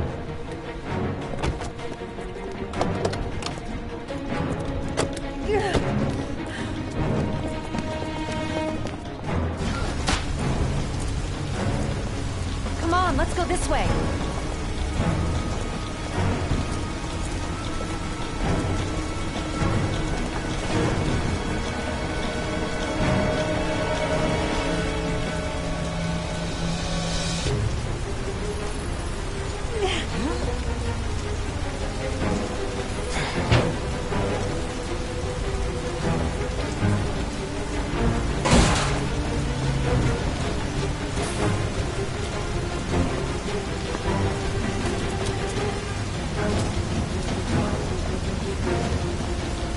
Hey, you, don't move! I'll shoot! Come on!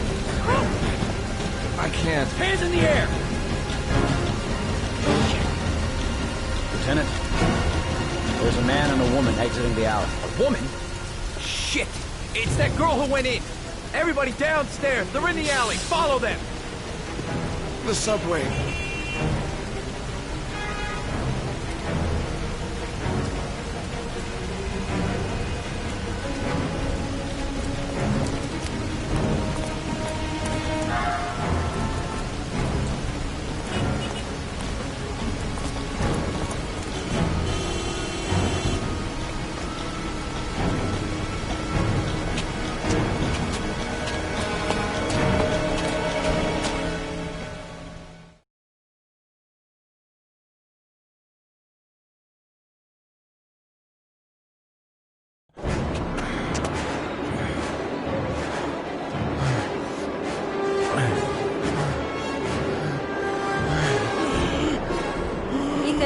Ethan, what's the matter? We've got to keep going. Ethan! Ethan, they're coming!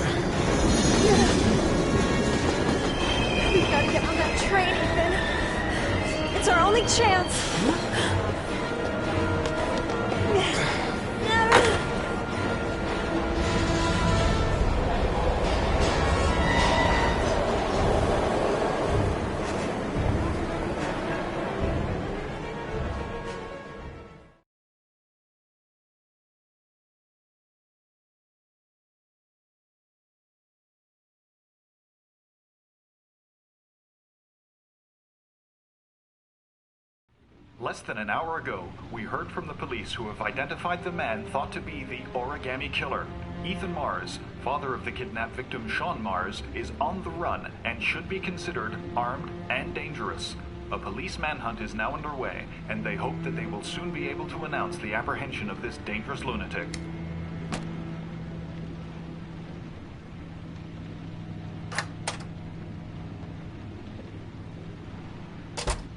I brought some food. I didn't know what you liked, so I brought some of everything. I hope that's okay.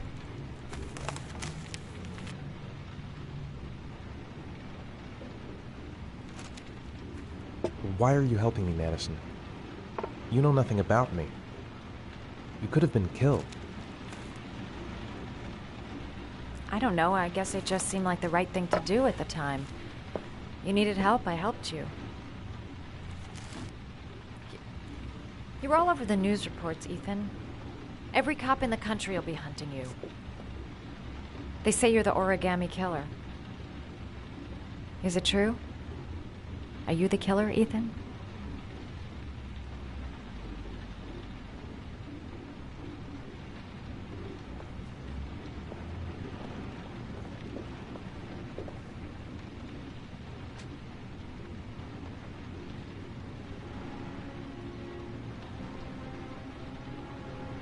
I sometimes have these blackouts. Times where I don't know what I'm doing. As if I'm someone completely different. The only thing I remember afterwards is the bodies. The bodies in the water. Why are you hurt, Ethan? Why were you in that apartment? I think my other self is testing me, testing my love for Sean. He wants to know if I love my son enough to save him.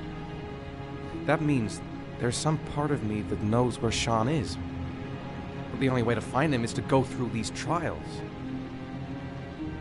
Why can't you tell that to the police? And tell them what?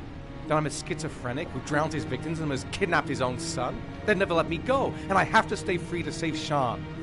I have no choice. I'm his only chance. When Sean is out of danger, I'll turn myself in, but not until then.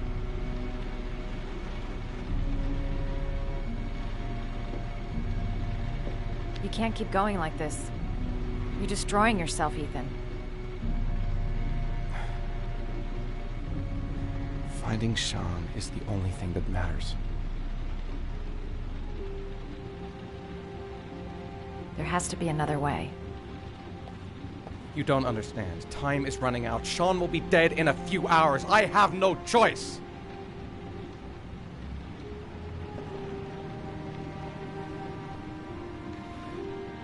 Please, Madison, leave. Forget everything that's happened. There is nothing more you can do for me.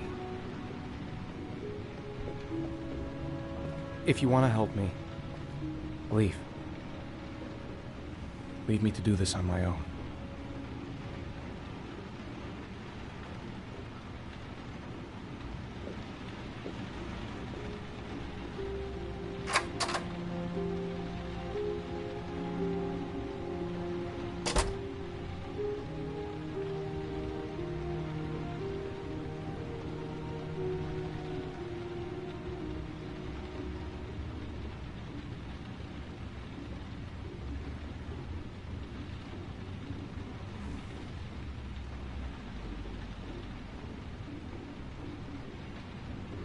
The box. I have to open another origami figure.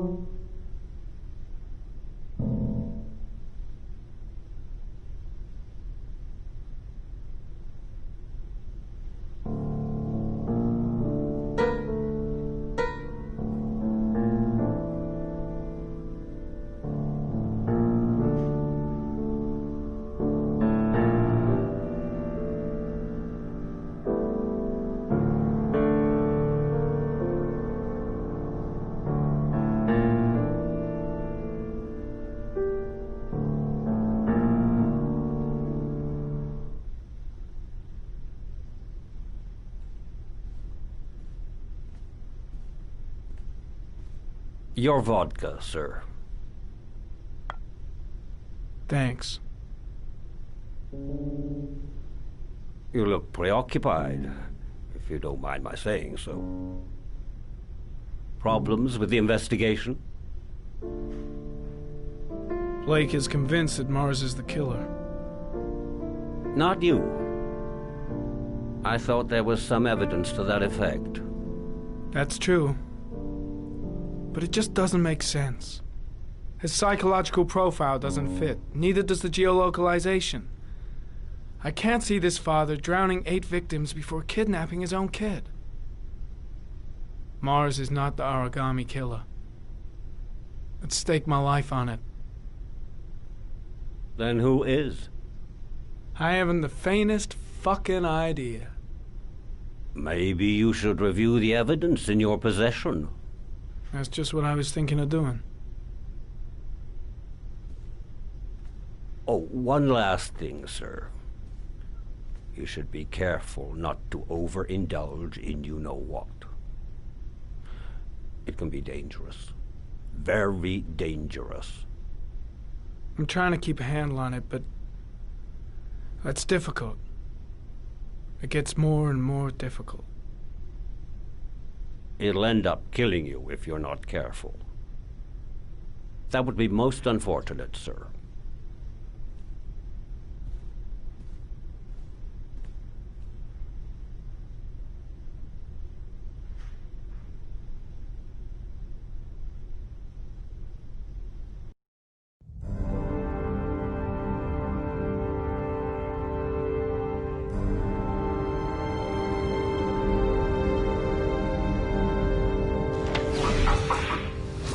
Well, looks like there's something new. The video recording from near the park on the afternoon Sean Mars disappeared. I doubt there's anything on it, but you never know.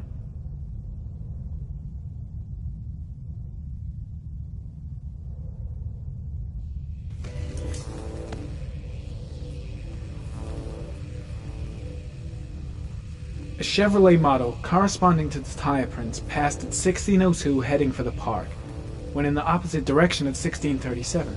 That could fit the time that Sean Mars disappeared. Could it be the killer's car?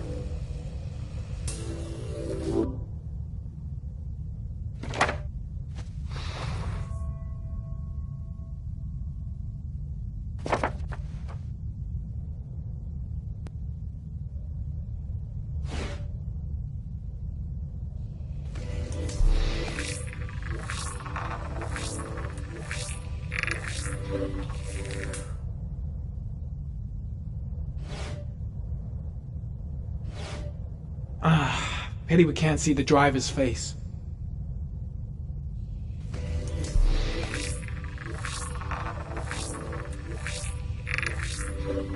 The car was stolen.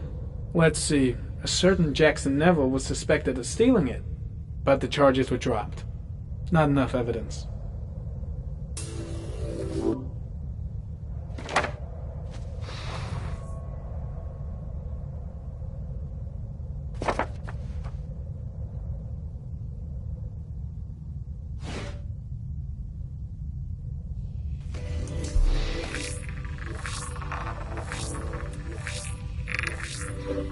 Jackson Neville, aka Mad Jack, involved in several cases of buying and selling stolen vehicles.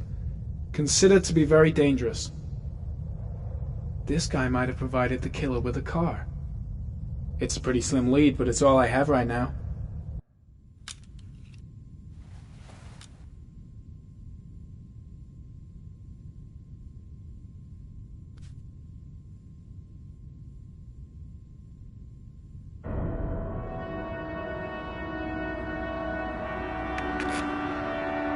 Oh, one last thing, sir.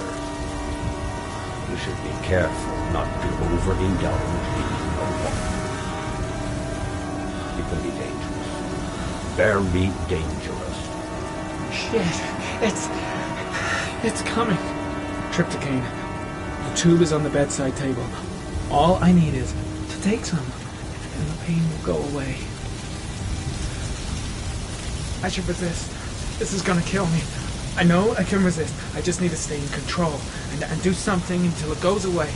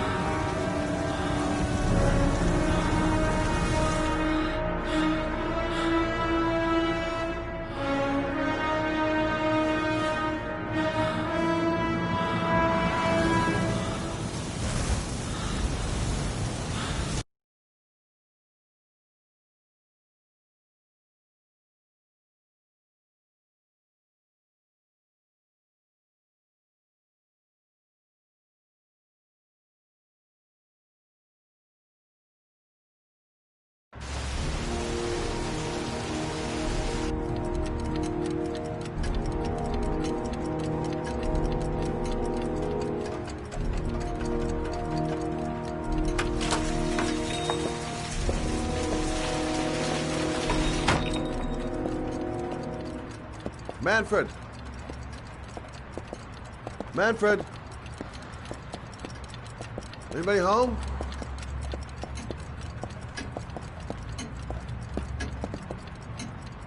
Hi there, Manfred. Who is it? Scott. Scott Shelby. Do you remember me? Scott? This is Scott! Oh, yes, of course. Well, good to see you. How long has it been? Oh, about 10 years, I guess. Oh, at my age, time means nothing anymore.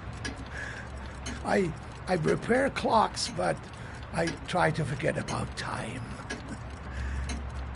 How about you? Are you still with the police? Oh, no, I quit. I'm a private investigator now. This is Lauren. She's a friend. Hello. Oh, hello, young lady. Well, this calls for a celebration. I've just the thing. Wait there. I'm sure I saw a bottle of scotch around here somewhere.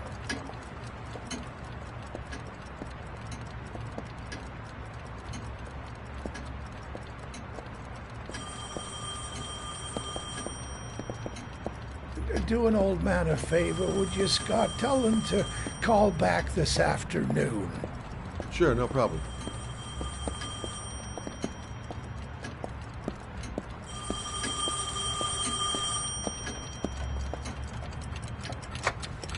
Hello? Yeah, this is Manfred's. He's not available right now. Could you call back later this afternoon?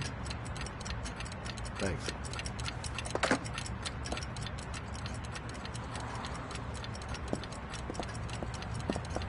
Nothing much changed here. Just the dust on the clocks ticking on and on.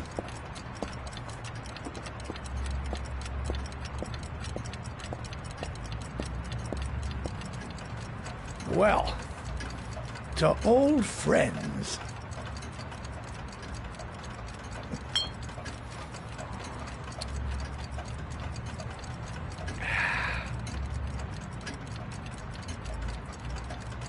I'd like you to have a look at an envelope. I thought maybe you could tell me about the typewriter that was used to type the address on it. Oh, let's have a look.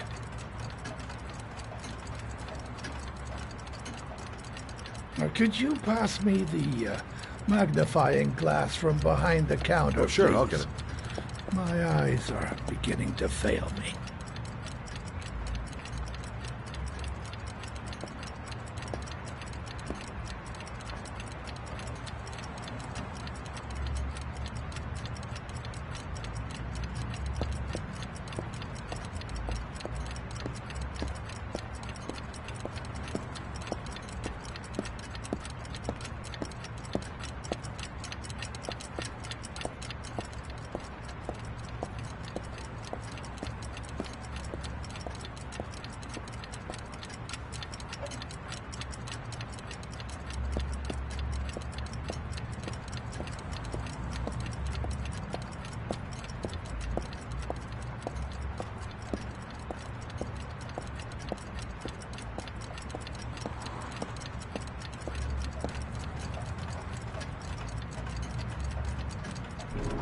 Thanks. Well, let's see what this envelope has to say for itself. The Royal 5. Yes, the shape of the T's and the F's is typical of that model. Produced between 1907 and 1924. Yes. No doubt about it. It's a Royal 5.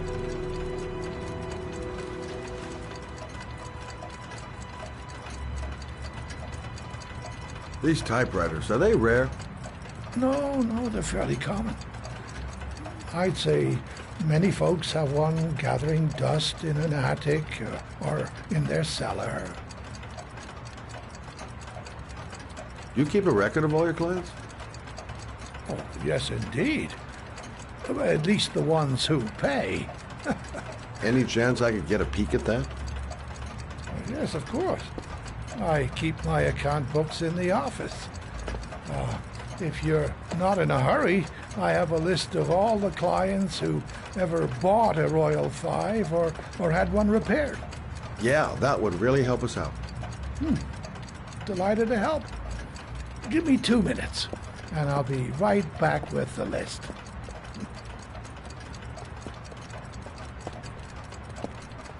You think the killer's been here? If he has a 1920s typewriter, he may have needed Manfred's services to get it fixed. We'll know when we get the list.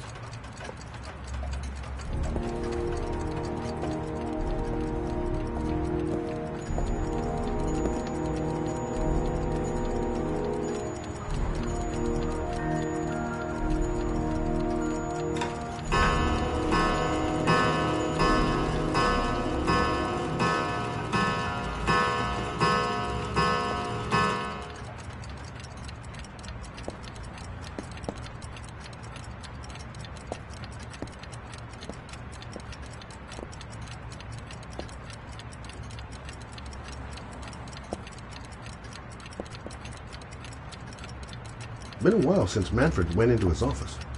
I should take a look.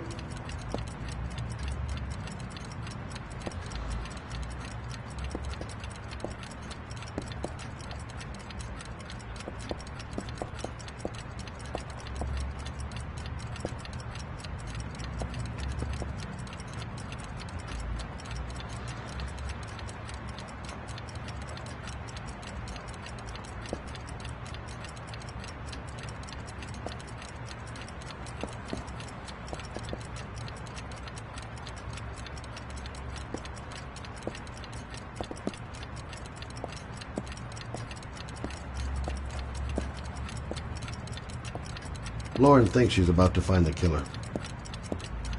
I'm afraid she's going to be disappointed.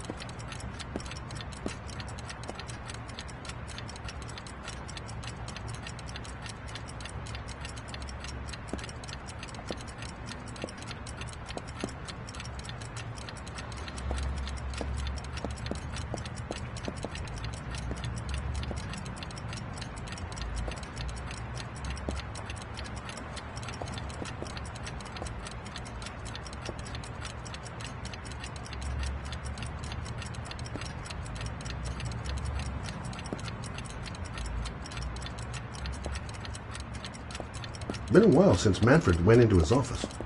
I should take a look.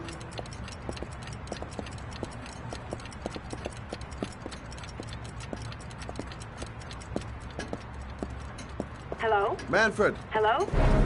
Your call is lodged, sir. A police car will be there in a few minutes. I need to know who you are, sir. Sir?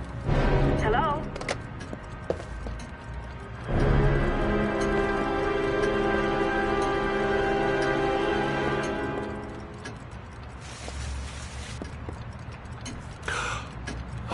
God. He's dead. Oh, God.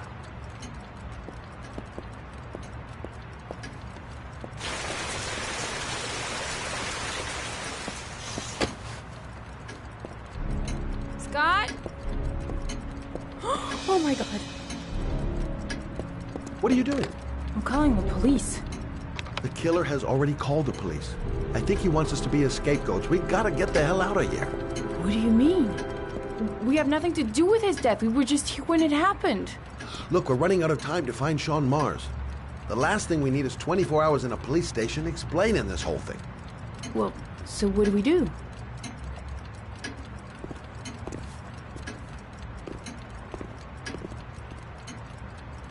Watch the front door. I'll get rid of our fingerprints from everything we touched since we came in. You better work fast. The police are going to be here any minute.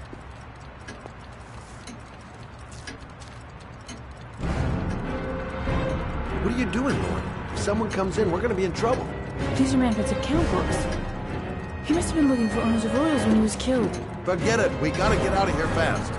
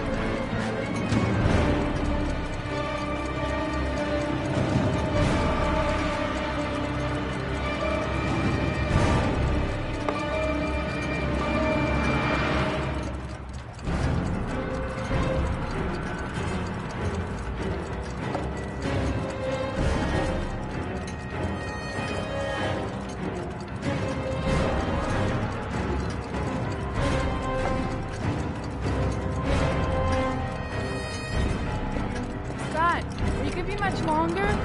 The police will be here any second. I'm almost finished. That's it. We're done. You get all the prints?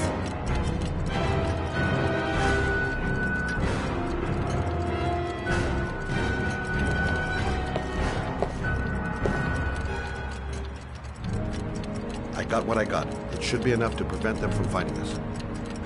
Come on, let's go.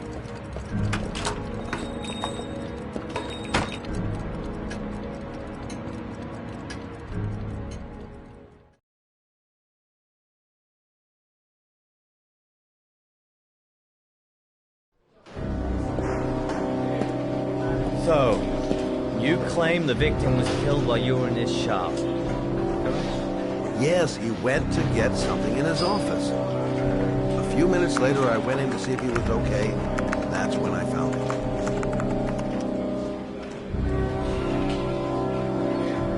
You should have called the police immediately, Mr. Shelby. Would have saved us dragging your ass down here. Listen, we had nothing to do with his murder. We were only there by coincidence. I just wanted to spare myself a few hours declaring I didn't see anything to a police officer. PI or not, Mr. Shelby, don't leave town. If you end up next door to any more dead bodies, remember to call us. Okay?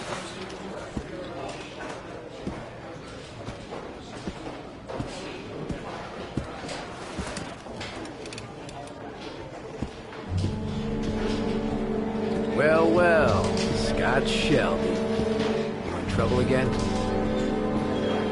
Wrong time, wrong place. You know what it's like.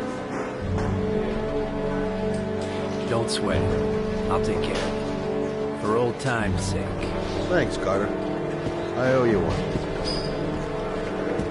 You on to anything at the moment? Well, I got some ideas.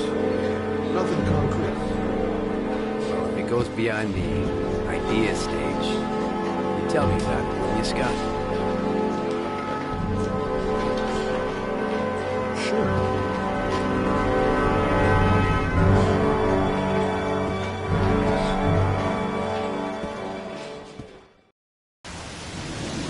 Where are we going?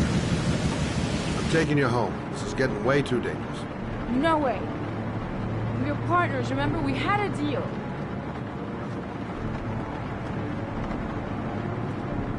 Listen, Lauren, I know you want to find the killer, but you're not helping me by putting yourself in danger.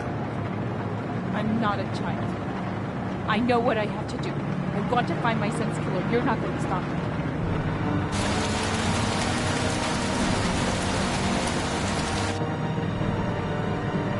You're gonna be a good girl, you're gonna go home, and let me get on with my investigation.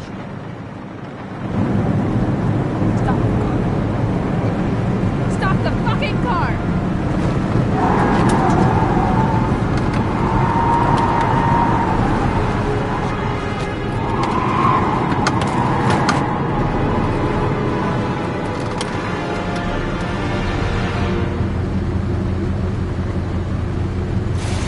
You're not gonna help me fucking bastard kill my Johnny. I'll do it on my own.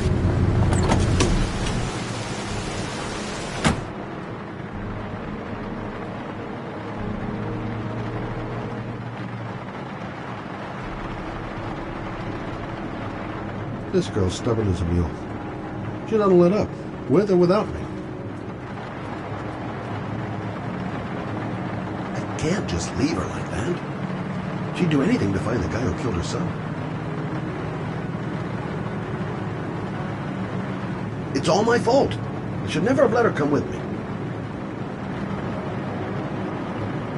Crap, I have no choice. I guess I'm doing this to protect her.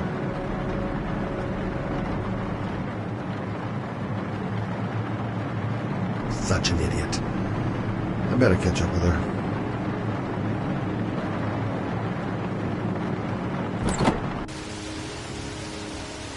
Lauren!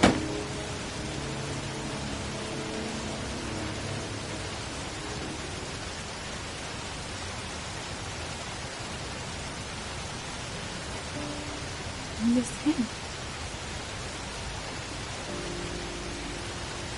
I miss him so much. I'd do anything to hold him once again in my arms.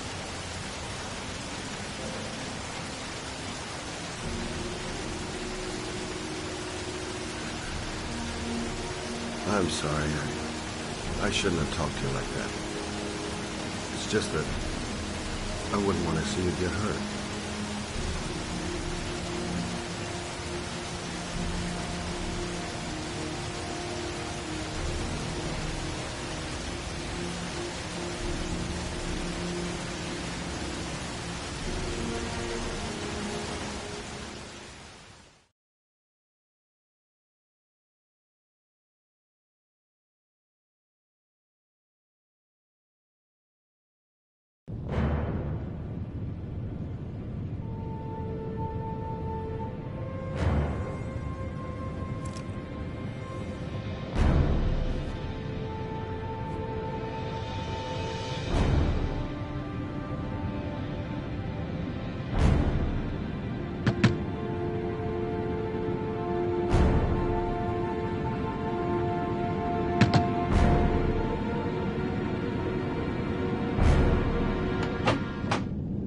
Yeah?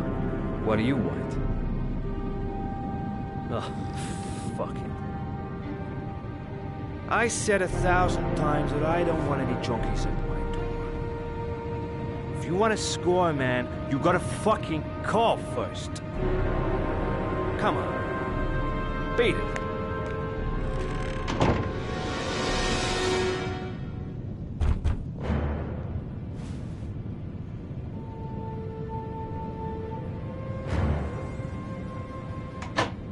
Fuck! Are you deaf or what?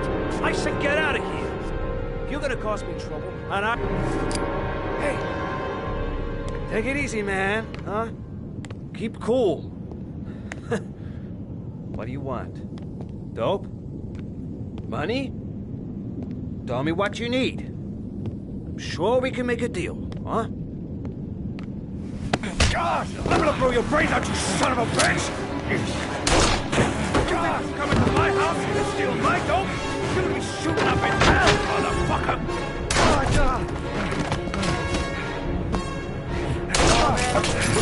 Stop fucking moving!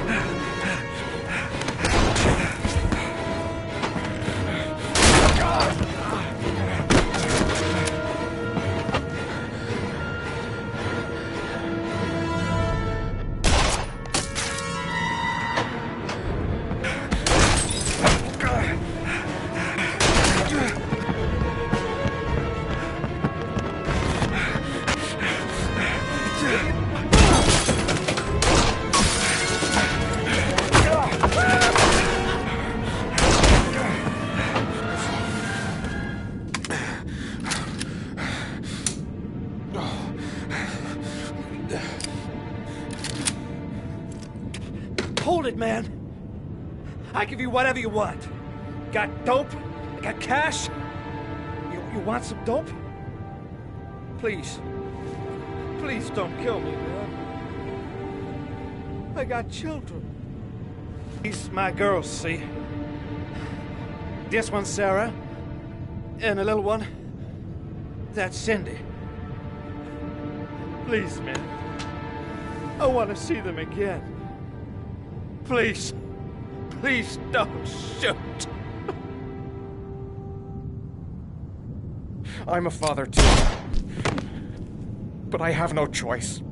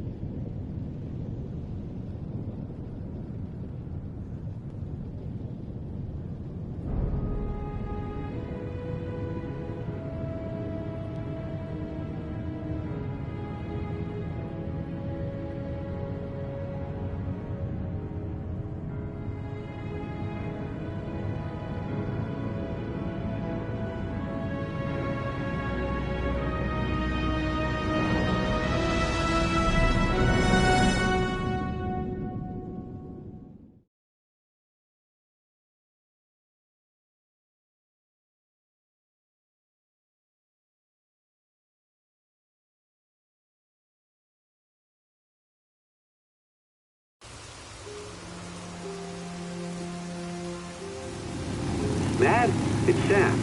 I got your information. The owner of the apartment in Marble Street is a Dr. Adrian Baker. He's a struck-off surgeon. He used to sell drugs to junkies on the quiet. He made some cash and bought up some cheap-ass apartments, including the one in Marble Street. Of course, he got caught. He did a few months in prison and was struck off the medical register. Interesting. Thanks for the information, Sam. I owe you one. Hey, Matt, be careful, okay? I'm on it. Talk to you later.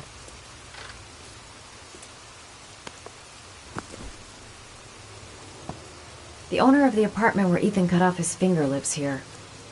It's not much of a lead, but it's all I've got.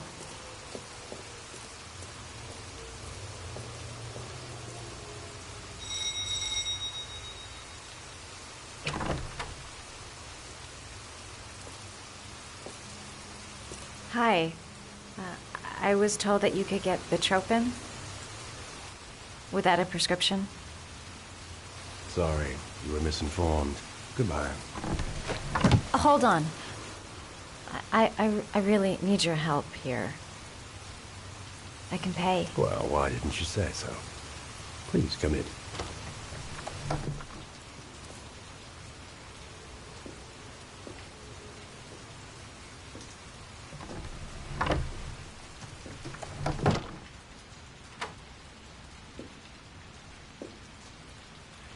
So, you're looking for betropid, my dear?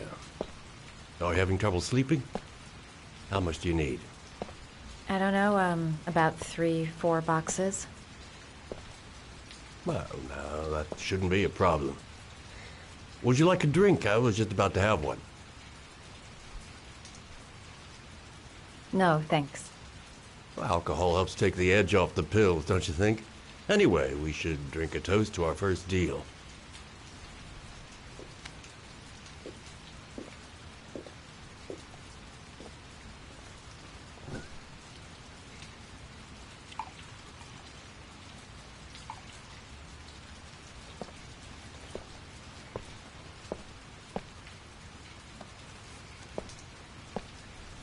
I haven't seen you around here before. Who told you about me?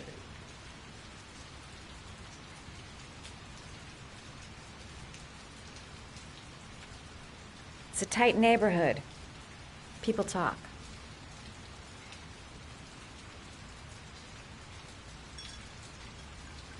Can you get other types of medicine? Everything has a price, my dear.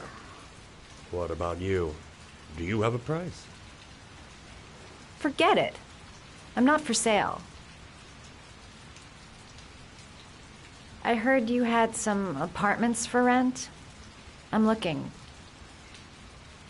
Sorry, darling. Those are all booked up.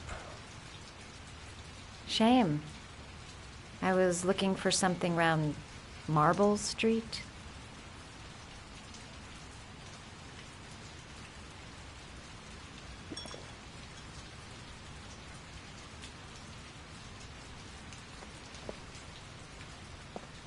You're not drinking? I'm not really thirsty.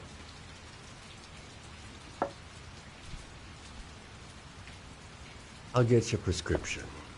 Won't be a moment. Wait here.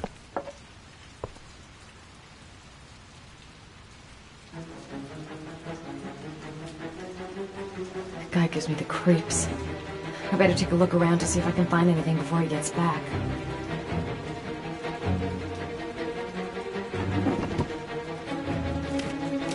Doc seems to be interested in property, amongst other things.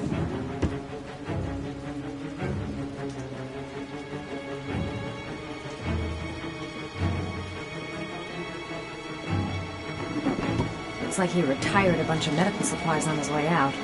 There's enough sleeping pills here to knock out an army.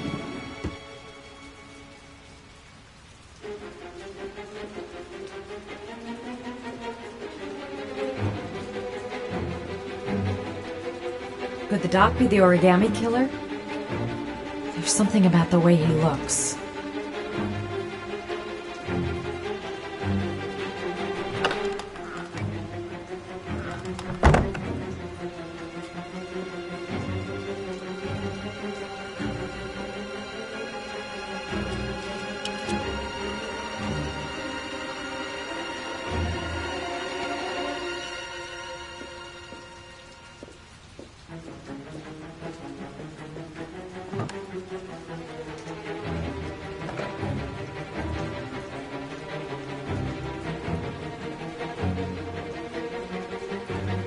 Quick! I gotta find something.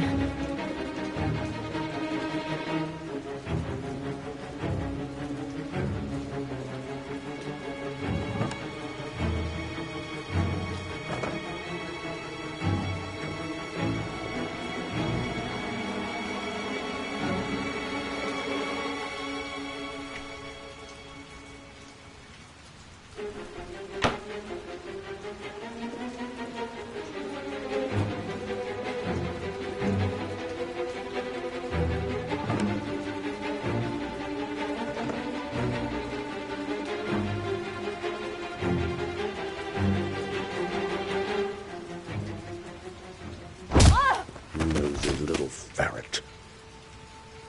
We're gonna have some fun together, my darling. I promise.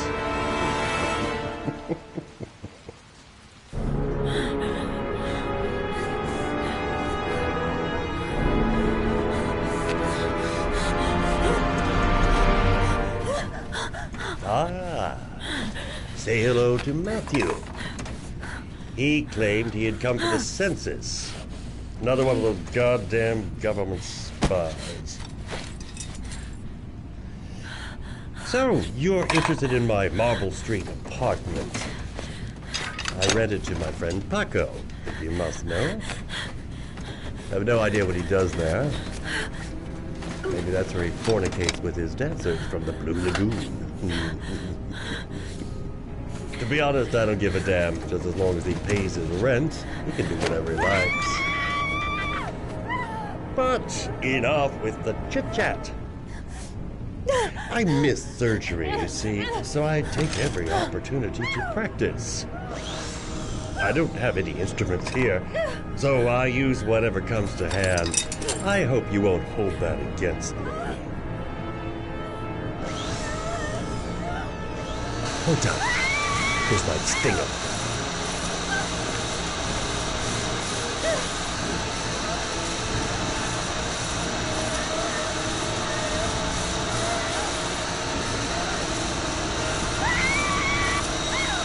Have you ever noticed, as soon as you start to do a little housework, someone always comes calling?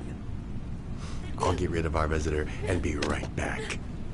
Don't move. I won't be long.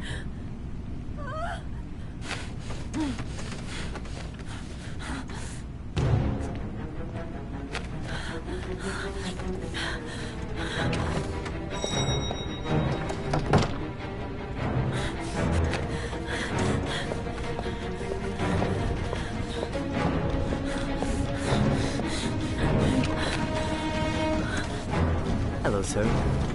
I come to bring you the word of the Lord in the form of these magnificent Bibles, which I will gladly leave with you, in return for a contribution of only $5.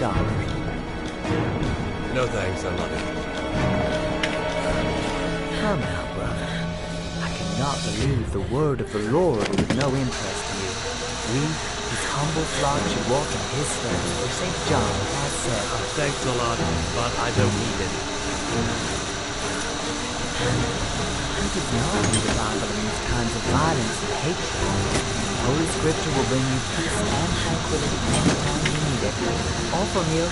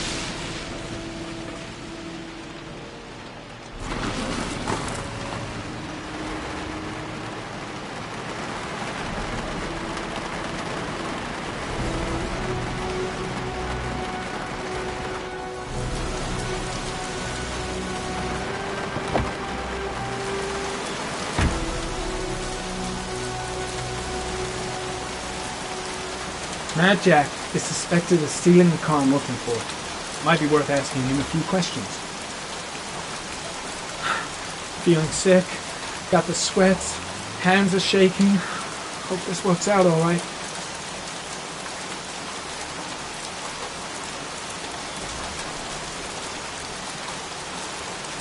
Cuba Trips cane. Got it in my pocket. A scrapyard. Good a place as any to tinker with stolen cars. Goddamn rain. Soaking wet. Mad Jack, a.k.a. Jackson Neville. This guy's got a criminal record as long as my arm. Better be careful. Hey, Cracker! What you doing in there? Norman Jaden, FBI. Can we talk for a minute? Yeah? I'm looking for the owner of a blue Chevrolet Malibu 83. I don't give a damn how the car got here, or whether you stole it or not. I just want to know who bought it from you. Sorry, man. Don't ring a bell. I got a real bad memory for names. Perhaps I can help you to remember. If we find out that you sold the car to the man we're looking for, you're looking at some pretty solid time inside, Jackie boy. You trying to scare me with your big talk? I never saw your damn car. Now take a walk.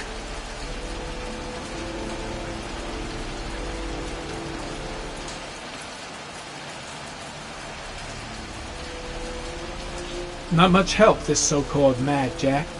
He's either clean as a whistle, or else he's got something to hide.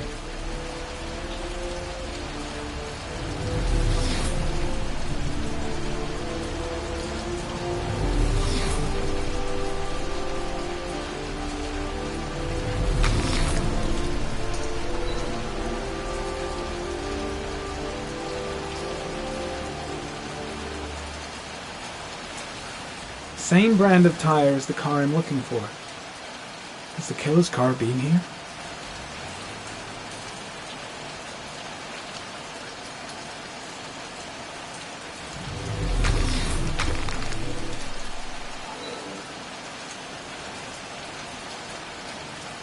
Size 13. Must be Mad Jack's size.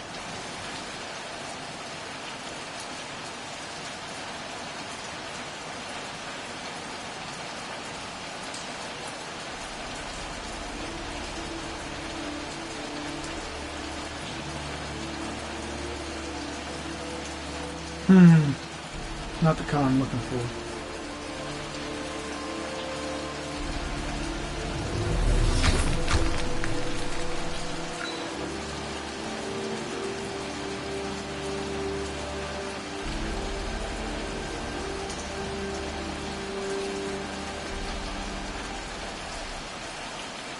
Harry, comment.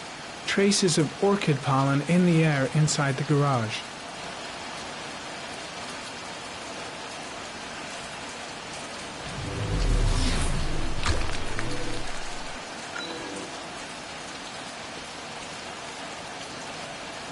Fingerprints.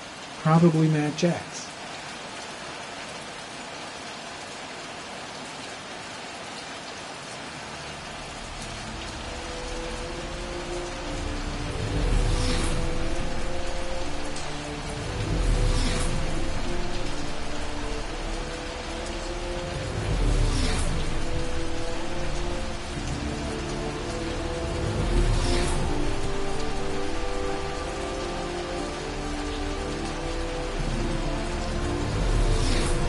Few traces of blue paint, same tire tracks. No doubt about it. Killer's car was here.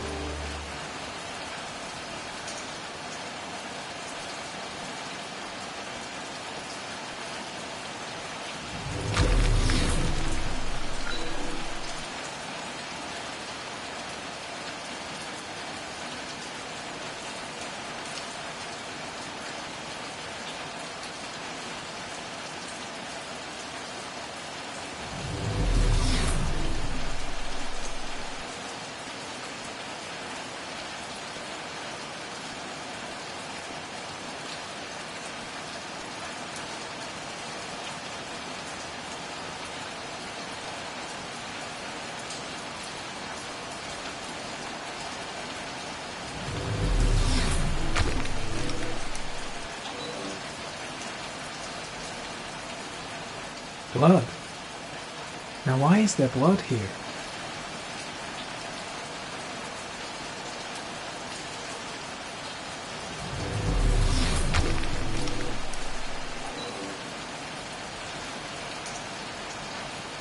The blood tracks lead to the acid bath.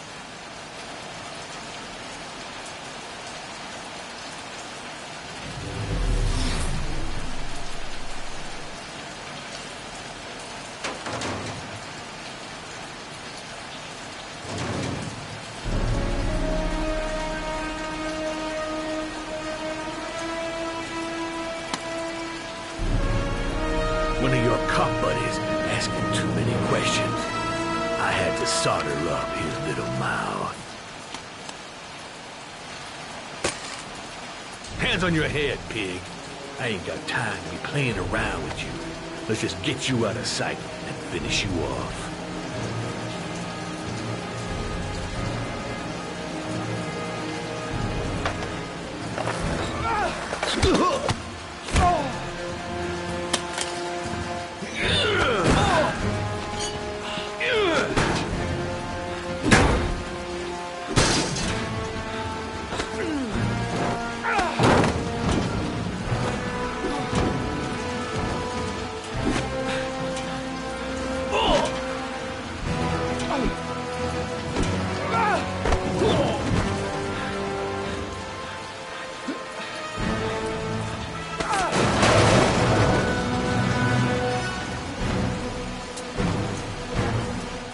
Enough fucking around. You're gonna tell me about the man with the blue car. Go fuck yourself in the ass.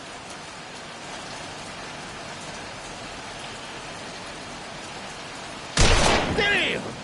You out of your motherfucking mind, man? Oh shit, Jack. Ain't nothing to it. Just a little bit of self-defense. Page 1 of the police manual. Kill or be killed. Whoa, whoa, whoa. Stop. Enough. I'm starting to remember some things. You be cool. I'll tell you the tale. No, I don't know nothing about the guy. He wanted me to get rid of his dirty car. Get him a new one with false plates. He paid cash, and I ain't the questioning kind. Said I was supposed to drop the word to a guy named Paco down at the Blue Lagoon when the car was done. Now that's all I know. We'll continue this discussion down at the station. You're under arrest. You have the right to remain silent. Anything... Shit, not now. Anything you say can and will be... Hey, you look like you got a problem, man.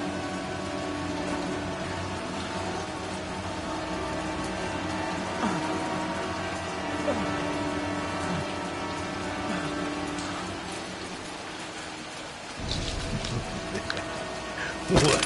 They letting you dope heads in the FBI now?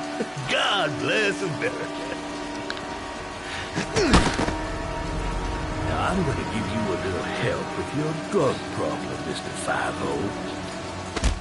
Permanently.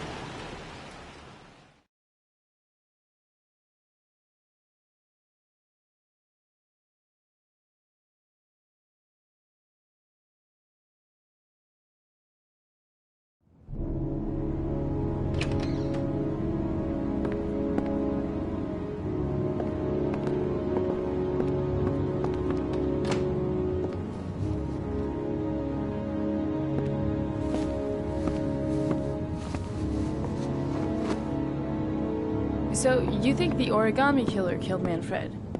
That makes sense. Didn't want him spilling his guts to us. And you suspect Gordy Kramer, right? Oh, him or one of his men. Gordy has the time and the means, not to mention the fucked up attitude to go along with it. He's only a suspect, but he's a pretty guilty looking one. Are these your files on the case? Yeah, I've been working on him for a couple of years. I built up a mountain of paperwork. Magazines about origami? You think the killer could have subscribed to one of those? If he was even remotely interested in origami in the last 30 years, his name may be in there somewhere. Trouble is, there's over 500 names. It gets us squat. I'm starving. Do you have anything to eat? Well, I'm no chef, but I should be able to make some scrambled eggs if you like. Great.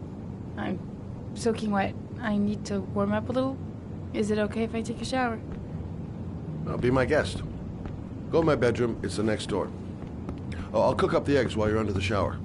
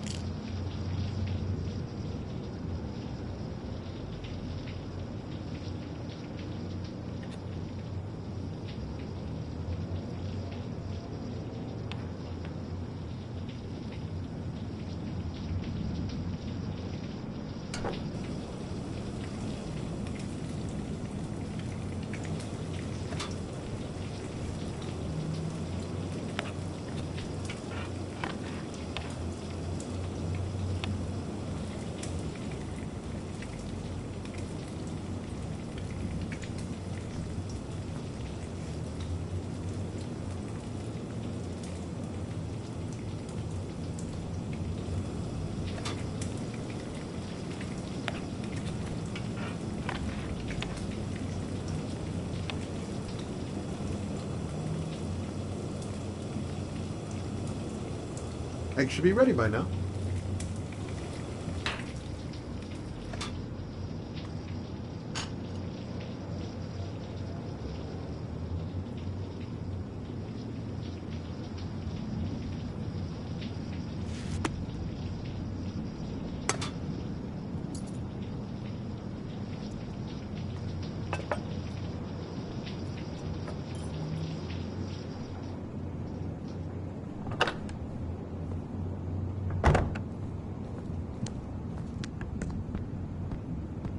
I took the liberty of borrowing your bathrobe.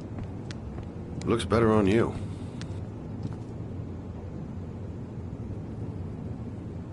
Hey, that almost looks good enough to eat. What's that? The notebook I took from Manfred's place. According to this, about 30 clients bought spare parts for Royal machines in the last 10 years. The killer may be one of them. Oh, you know, checking out the alibi of 30 clients one by one, that's a lot of legwork. Except that if we cross-check them with the list. The list of subscribers to Origami magazines. You still got that, right? Yeah, of course. Lauren, wait.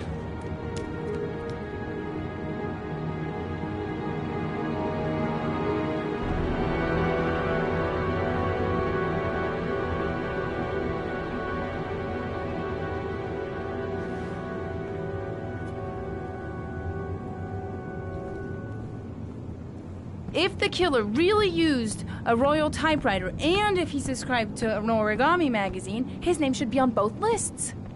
Well, Lauren, I mean, that's just an assumption, but yeah, I suppose. His name is here somewhere. Help me. We're gonna find him.